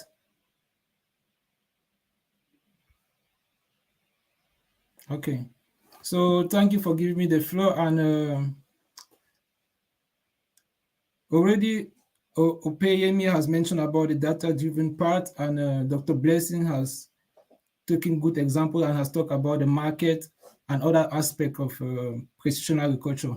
So here, I'll mainly focus on developing the capacity and skills for a career in precision agriculture. So briefly, I'll give a small introduction of what is PA, and later I'll emphasize on what is actually precision agriculture. Later, moving to the next point, I will talk about some applications of precision agriculture. Then I'll give a case study, and I'll move to the most interesting part, of course, which is how to develop a capacity and skills for a career in PA. So what's precision agriculture? How did it start? Precision agriculture might sound new to some of us, but actually precision agriculture started back in the 1980s in the US. I'm so happy that Dr. Blessing actually showed the map of the evolution of precision agriculture. And from the look of things, we can see that in Africa, we still have a lot to do. We still have a lot to learn and make it really great in terms of precision agriculture in Africa. So precision agriculture, precision farming is generally defined as doing the right practice at the right location and the right time and at the right intensity. So that's a brief and short definition about precision agriculture. But since 1980s that precision agriculture actually came out, or precision agriculture started evolving, what has been happening, what actually make it to be so slow in terms of evolution? Because for the first 10 to 15 years, that precision agriculture existed since the 1980s in the US. It took some time to actually gain its grounds, and some of the reasons are lack of sufficient information. Disseminating information from one person to the other was one of the reasons why precision agriculture actually took time to actually evolve and get its grounds everywhere in the world. Also, we'll talk about lack of favorable altitudes and lack of economic means to acquire the technology. I was so happy when I heard Femi talk about the fact that precision agriculture is actually expensive. It's an expensive technology. Yes, and Dr. Blessing talk about the farmer, the type of farmers. Is it small scale? Is it large scale? Yeah, it's true that for small scale farmers it might be expensive, but what if a small scale farmer decides to join with another small scale farmer?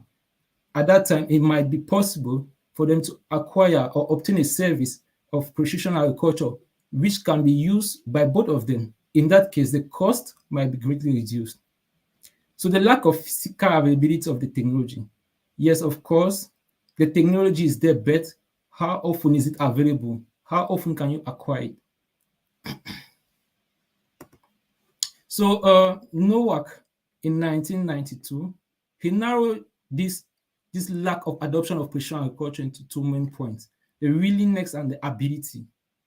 The willing that many farmers, many stakeholders are not willing and they don't have the ability to actually adopt precision agriculture. But in 1995, Rogers, he actually narrowed again into just the awareness.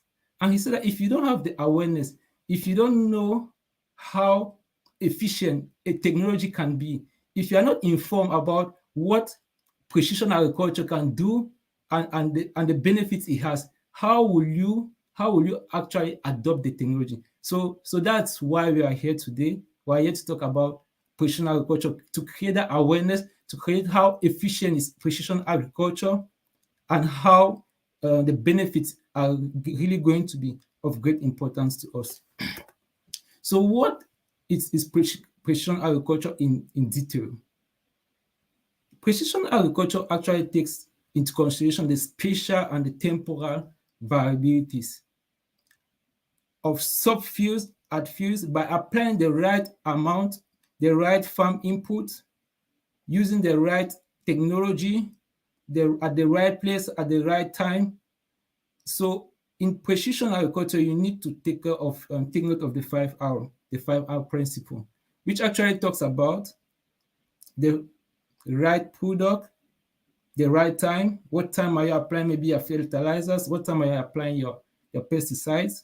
The right rate and at the right place, and of course using the right technology. Are you using drone technology? Are you using satellite technology? Are you using sensors technology? And in terms of sensors, which type of sensor are you using? So all of that is what actually precision agriculture is actually talking about. So here is the problem statement, which I would like us to talk about or to look briefly through and see the comparison, the difference between the traditional agriculture which we actually are today and we're trying to live, of course, because we would not like to actually be part of precision agriculture. And by the right side, you see the advantages of precision agriculture. So traditional agriculture is actually simpler, it's cheaper, and less time consuming. It's less time consuming because you don't take into consideration the variability of the crop or the produce that is in the farm at that particular time. Uses less technology and fewer proven economic benefit, and its cost benefit analysis. Compared to precision agriculture is complex, which means that it makes use of complex technologies. You need experts to actually handle the technologies. That's why it's important to actually go through some courses to actually acquire those skills to manage these technologies. And of course, precision agriculture is really expensive and time consuming because it actually has to bring in the best from the farm or from the practice which you are actually involved in. So here's another problem statement. What can we see from this picture? I talk about the right amount of the right amount to be applied, and I talk about at the right time and at the right place. So in our traditional agriculture, we can see that there's no consideration for the place where the pesticide or the fertilizer is being applied, as we can see here. But in the case of precision agriculture, the right amount, the right intensity, and at a particular place is the goal. You minimize the input while searching for more profitability. And that's why we talk about precision agriculture. So moving now to the next problem statement in terms of drone application, we see that here in a field of, I think, wheat, we can see up to 3 farmers actually spraying a farm of X number of hectares. But with drones, up to 1, 2, 3 drones, the same hectares of farm can be sprayed within a shorter period of time and at a precise location and applying an amount of pesticides or fertilizer which is actually controlled. And that's why we talk about reducing the input while aiming at high profits or high benefits. So what do you expect from precision agriculture? Economic benefits. You increase yield with the same input. Increase yield, same input, which means that if last year you produce maybe corn and this year using precision agriculture, you maintain the input, but you actually see at the end of your produce that with the same input, you have more profit. That's actually what we are trying to get from precision agriculture, minimizing the input while actually aiming to maximize the benefits. And of course, Precision agriculture has environmental benefits because when you're minimizing the inputs can be pesticide, and we all know how pesticide can be dangerous to our environment. Pesticide application, when you minimize it, it actually helps to reduce the way it can be spread maybe to a nearby river or maybe to the nearest location where people reside, or maybe to the nearest area where it can cause any harm or any other environmental effect which is unhealthy to the population. So of course, precision agriculture also have, when we talk about precision agriculture, we talk about its economical, its social, and of course, its environmental benefits. We can't talk about precision agriculture without mentioning those three aspects. So the implementation of precision agriculture is very, very important. We've talked about data collection, we've talked about analysis, we've talked about management and implementation. So that's just the cycle. With precision agriculture, you go to the field, you collect data, you understand how your data actually goes, you understand how your field is behaving with respect to the data that you have collected. Now, as a precision agriculture engineer or researcher, what do? You now go based on the skills of in analysis that you've gained. You go now and take the data. You already know what you want to practice or what you want to implement at the end. You now analyze your data. It can be soil water, soil moisture data. It can be nitrogen. It can be phosphorus. Any soil element. And of course, it's not just limited to soil. It can be in animal production or in any other aspect. I just want you to know that precision agriculture follows these particular steps: data collection, analysis, modeling, management, decision. Of course, after you have analyzed your data, what do you have to do? You need to come out with decision maps or decision steps which are going to be implemented by the farmers or the person that is employing the services. So I'll talk about an application of precision agriculture, which I really like, and it's actually in my domain of water management engineering. And here it's all about variable rate irrigation.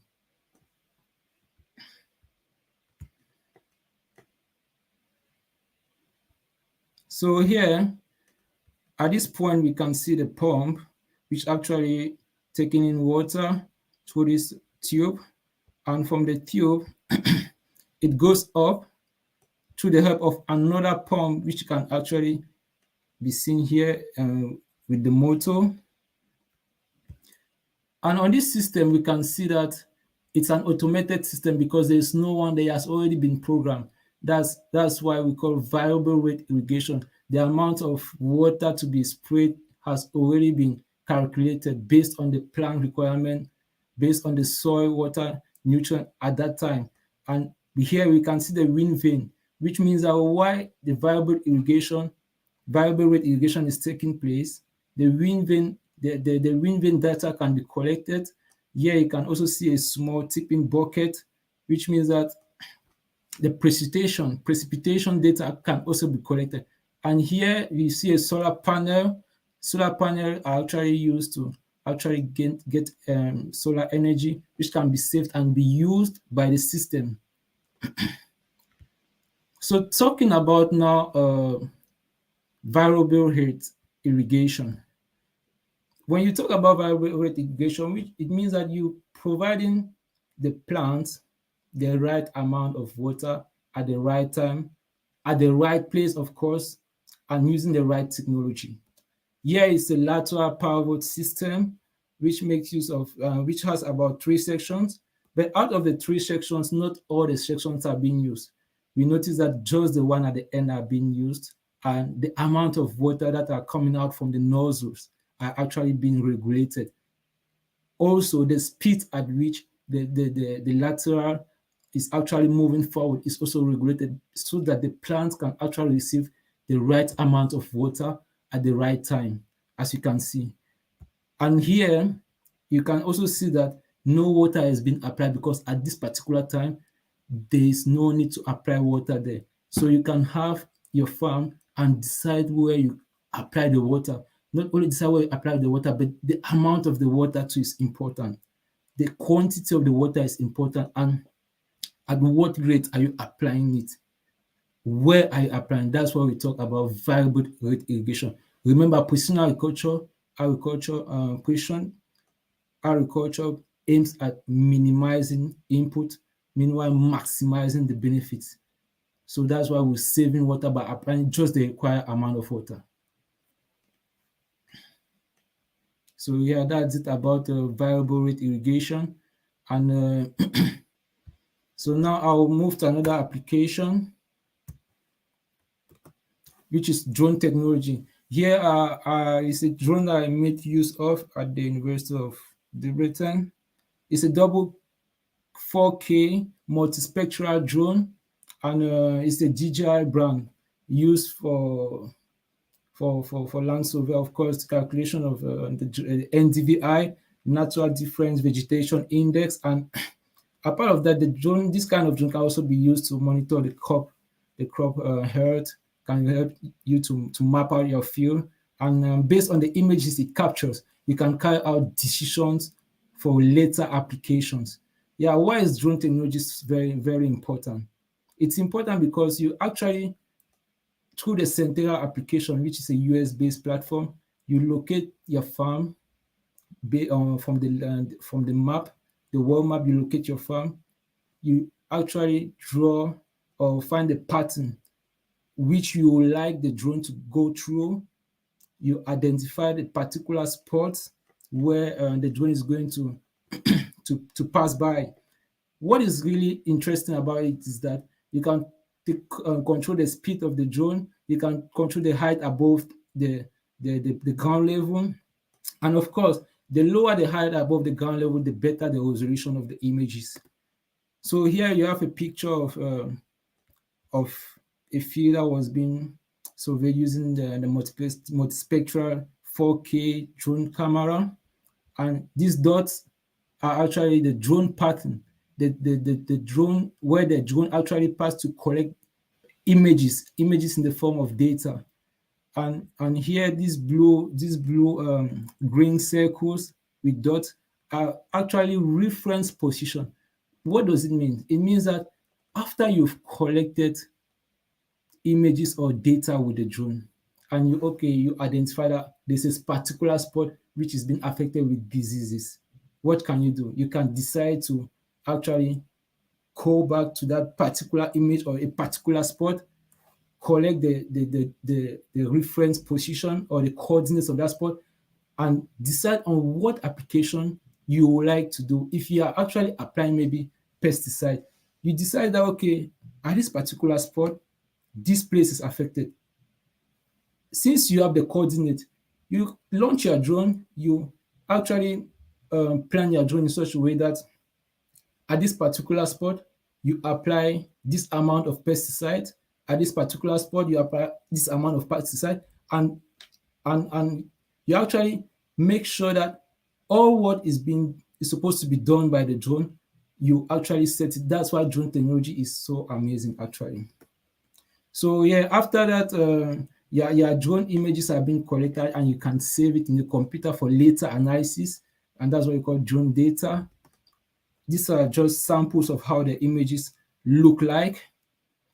Yeah, and the images are actually captured in different parts. You can have maybe about 1,000 pictures, but when it's time to analyze all the images, it's actually being grouped, and these images group to form the full image as a whole, not in portions. So yeah, this is just the Centera application. At this place, you can fit in your images and actually decide on what you want to obtain. Is it the NDVI? Yeah, and like I said, the NDVI is to actually see how your crop is doing, your crop health, and based on the color, actually determine how bad, how affected your plant is.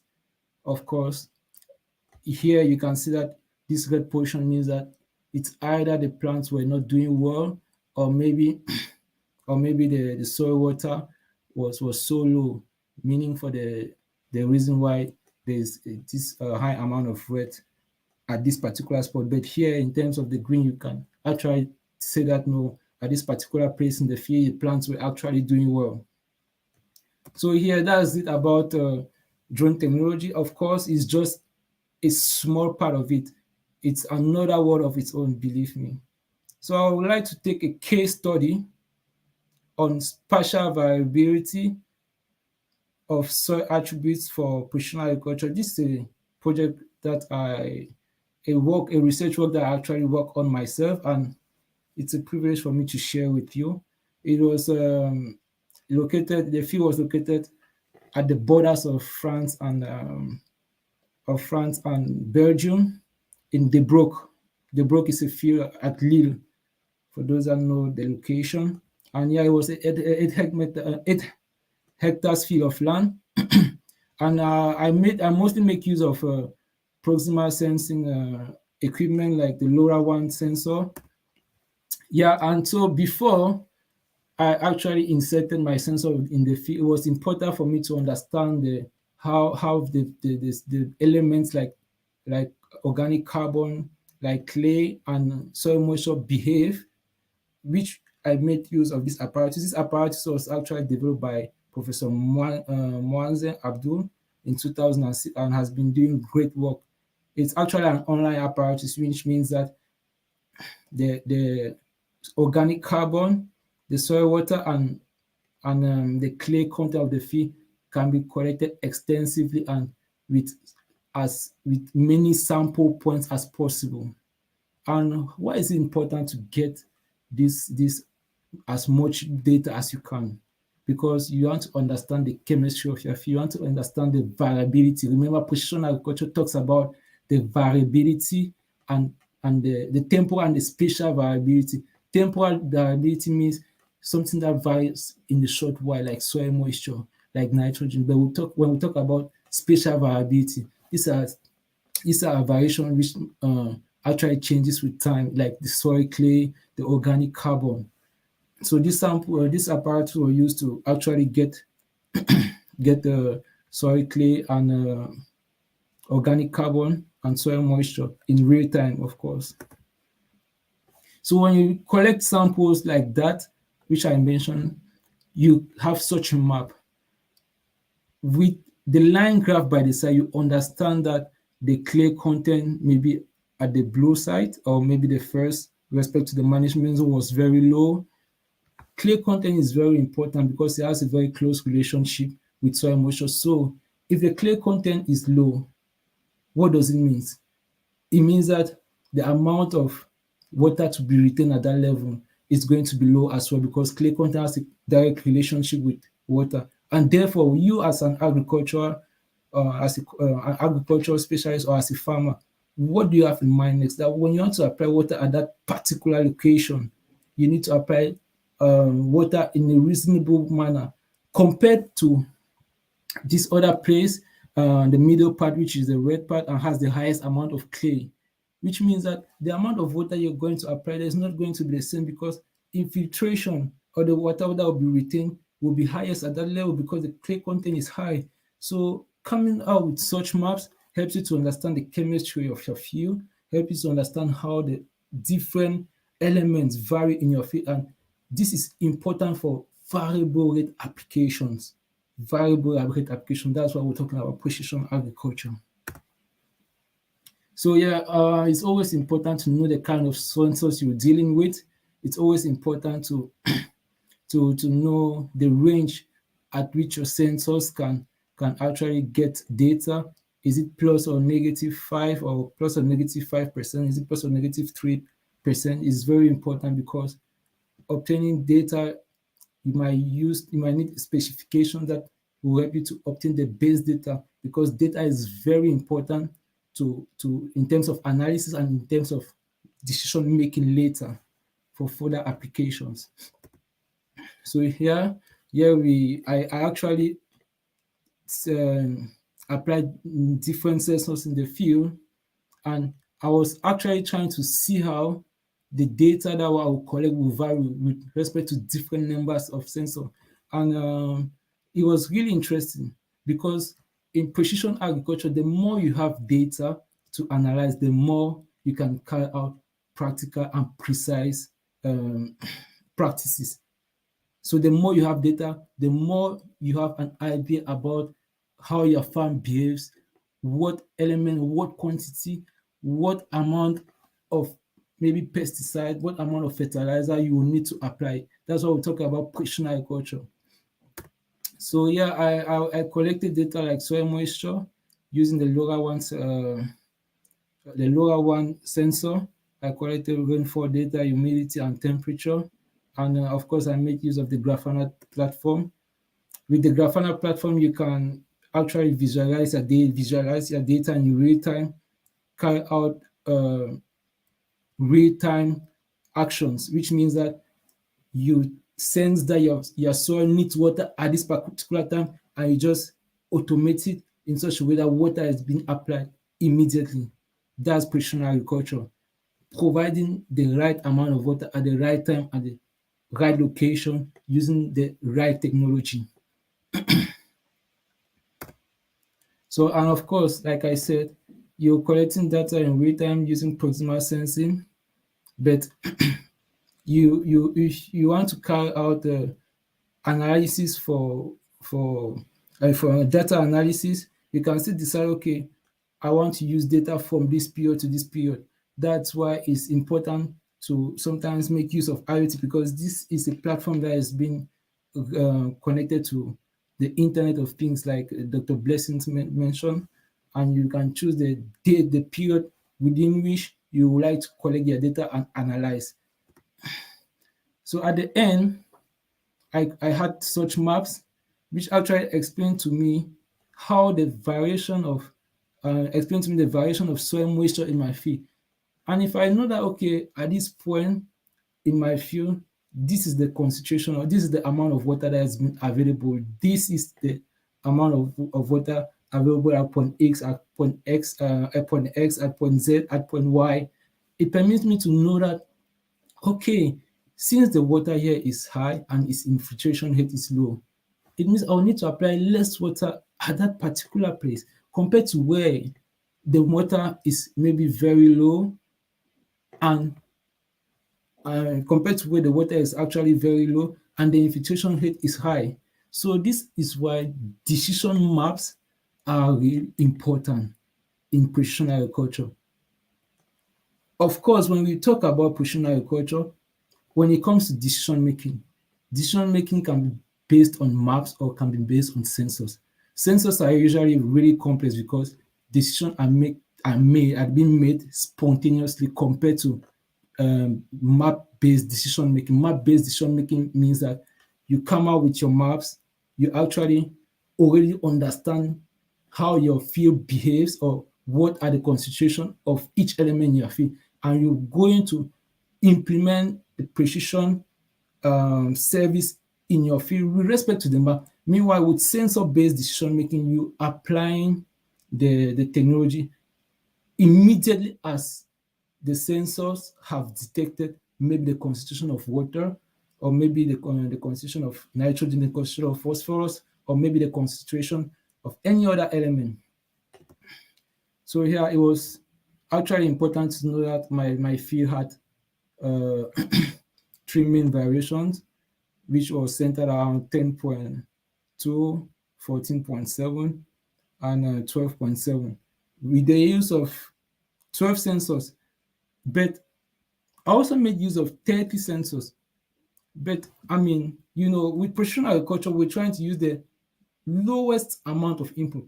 If I notice that, okay, I use 30 sensors, I have this data, it's good, of course. But with 12 sensors, I can still use it and have the same data and as accurate as that of 30. Why should I go in for 30 sensors? Meanwhile, 12 sensors can give me the same amount or the same data? So remember, we're always trying to minimize the input. Buying more sensors means more cost. So getting 12 number of sensors was actually the best in this scenario and for this film. Yeah, this is just, of course, we talked about data analysis a lot. Clustering analysis, which help you to group the variation of your different elements like soil moisture and electrical conductivity in the field. So the variation might be so high, of course, but you want to limit it into maybe 3 intervals or 3 categories, maybe medium, low, and high for further application. This is why clustering analysis is important in this case. So here we're going to talk about how to develop capacity and skill in what we have been seeing. For a career in precision agriculture, what do you need to know? What is really important to take note? I'm happy that Dr. Blessing and Opeyemi mentioned the fact that it's not just about soil, it's not just about plant, it's not just about animal. Forestry, ecology, biodiversity, everything about agriculture is nowadays being being taken care by precision agriculture. So to build capacity and skills for a career in precision agriculture, you can take note of the following. First of all, the education. Pursue a degree or a certification. For those of you who say that, okay, maybe I don't have a background in precision agriculture or a degree, you might not decide to do a degree if you maybe have a background in agronomy. You can do a certification. Why not? You can say, okay, I'm interested in this technology. Where can I have the skills to implement it together with what I already have? So that's why I put the link to Udemy. Udemy is a good website where sometimes you can have free courses, sometimes you can have financial aid, and sometimes you can pay for yourself to obtain skills in a particular course. And at the end of it, of course, you get maybe a certificate. Coursera, same, I think most of you know about it. And I also put a list of universities, about 25 universities that offer courses in precision agriculture. If you are really passionate about precision agriculture, if you really want to become a precision agriculture, maybe engineer, rather than just acquiring maybe skills or maybe a training or a certification, you can visit the link and it will bring you to different schools that offer this career orientation or degrees in precision agriculture. And of course, I mentioned Europe, there are quite a good number. I attended the University of Debrecen and the University of Ghent, where I gained a lot of skills and I had a lot of practical section in precision agriculture, and I was able to assist in a lot of projects in precision agriculture. So here, hands-on experience, gain practical experience through internships, through apprenticeship, and by working on farmer or research facilities. At times, it's not just about looking for internships that you might have money at the end. Be curious. Know what you want, go for it. You can see maybe they're looking for people that can volunteer in a precision agriculture project. You decide, okay, I think this is interesting. I am curious to learn more about precision agriculture. You go for it, you learn the skills, you acquire the skills, which you know is going to be beneficial for you later. Stay current, keep up to date with the latest technology trends and research in precision agriculture. By reading industry publication, attending conferences, and participating in professional development courses. For example, last time on the 6th to the 9th of December, there was a 3-day conference held by the on African Conference Precision Agriculture, which was organized by the AAPA, Africa Association for Precision Agriculture, the ISPA, International Society of Precision Agriculture, Polytechnic University, and the IPNA. That was a really great conference centered around precision agriculture in Africa. Can you imagine? So this is really, really important. Also, talking about the network, it's important for you to build your network centered around professionals that are in your domain. Associations and participating in networking events in the domain of precision agriculture. So, talking about specializing, develop expertise in specific in specific aspect of precision agriculture. Precision agriculture is so vast. So we can actually decide to maybe choose proximal sensing. Proximal sensors, there are different types of sensors. Just imagine the type of elements maybe that are found in the soil: nitrogen, phosphorus, carbon. If there is supposed to be a sensor for each of these elements, remote sensing is not only about drones. Many people, when they hear remote sensing, they think of drone, but there are satellite images. Satellite images is not a drone, is using satellite to actually get data. Maybe some people are hearing about it today, but remote sensing is not just about drones. And auxiliary data, of course, like Dr. Blessing said, precision agriculture, you need to talk about the climate aspect and other aspects which must not only be in agriculture, but it's important to carry out precision agriculture activities: geographic information system, geostatistical modeling, mapping, and decision support tools. Variable technologies. There are a lot of variable technologies. So talking about analysis, precision agriculture is all about analyzing the data which you've collected. You cannot do any precision agriculture work, especially if it requires you to analyze data without making use of softwares like Python, RStudio, and MATLAB. So if you can just decide, okay, I want to be specialized in analyzing drone data. I want to I'll be analyzing maybe data from proximal sensors, and you say, okay, I'll get a certification maybe only in Python, but to analyze precision agricultural data being obtained from the field, that could still be an idea of maybe driving yourself or maybe orientating yourself in the domain of precision agriculture. So these are you can gain by gaining experience through volunteering and participating in research projects. There are a lot of research projects. At times, through your network, you can see someone will talk about, okay, there's this research project and they're looking for people. You can decide to join. And they're talking about variable rate application.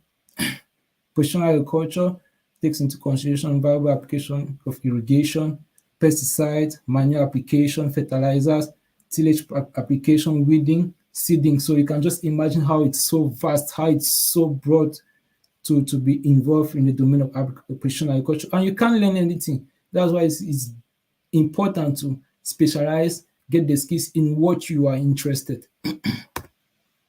And lastly, you have the opportunity to also join precision agriculture forum or groups in order to connect with professionals in the field and gain knowledge. For example, there is the African Association for Precision Agriculture, which I am the board member for leading precision agriculture in Central Africa, with the aim of promoting, advancing, getting into the trend of that agriculture 4.0 and and making Africa a better place in terms of precision agriculture.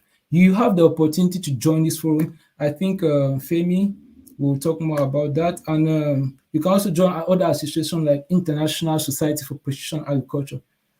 Being always involved in that environment that talks about precision agriculture is also one way of getting that information. Remember, the main aim of this webinar is to make you be aware, not only aware, but of the efficiency of what precision agriculture has to do.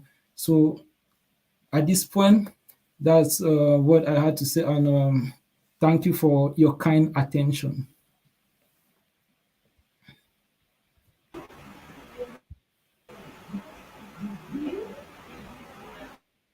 Thank you, Marcel. Am I loud enough? Can you hear me? Yeah, of course, I can hear you very well. Hello? Yes, can you hear me?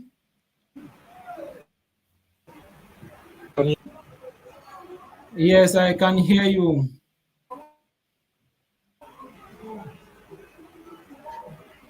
All right. Thank you very much for the section.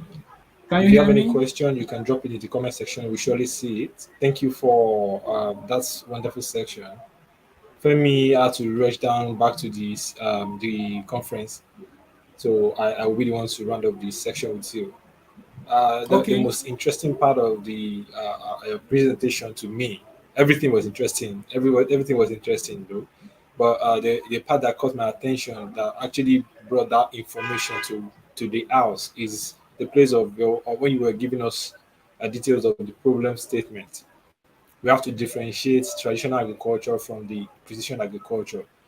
I love the fact that you stress that traditional agriculture is cheap. Yeah, it's really cheap, less time consuming and less technology. But you are able to make us understand that it doesn't deliver the value we want, like the precision agriculture.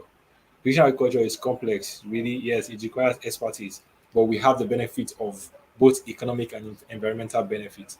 Here, we can reduce input and make more profit and more products than the one that we just spend less time, and at the end of the day, we don't even get value for the less time we spent in it. So, thank you, and for the cycle as well. If you have any question, you can drop it in the comment. For the cycle, I love the way you listed it out.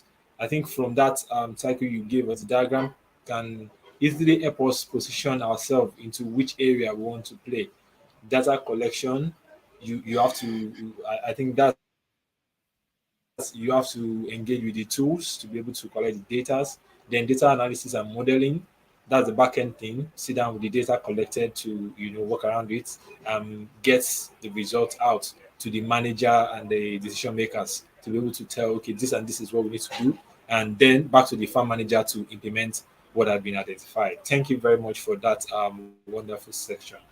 Right here, I have a pen. I penned down something very quickly. You give us an idea of how we can join Precision Agriculture Association or Forum, which you made mention of the AAPA, which you're one of them. Is it a platform that is open to everybody, or there is a level of education you need to have before No, it's you become a member of this platform? I would like you can you to hear shed me? more light on that. Thank you. Can you hear me? Yes. I Okay, can hear you. it's a Yeah. platform that is open for everybody. Everyone can become a member, and I think there will be a way to translate how people can actually join it, maybe through emails, something like that later. But the main aim is actually for people Okay. to actually All right. keep connected, to keep updated of the evolution of precision agriculture in Africa. Because from what Dr. Blessing showed, it shows that in Africa we're really behind, and we need to actually do something about that. Okay.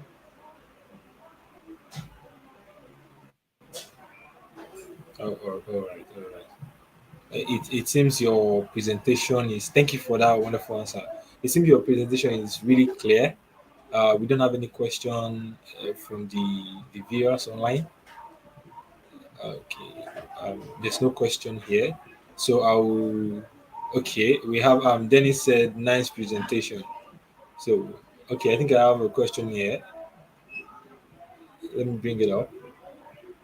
He said, please, how do we get the links you made mention of? I think this person is asking out the list of universities you included. Okay, How do we get the I think they're links? going to have the Can PowerPoints you talk maybe to that shared before today. I give a comment? Okay, so talking about the links, right? Sorry, I didn't get that, sir. Yeah, you're talking about the links to maybe the universities. Yes. Okay, yeah, you can, the presentation can actually be shared to them. So Yes. from there, they can actually access it Universities, yes. easily. Maybe to the list of universities you attach. Yeah, that's the link. So when they just click on the link, Okay. yeah, it's going to appear. All right. I would like to say this again. Every materials that has been used. Okay.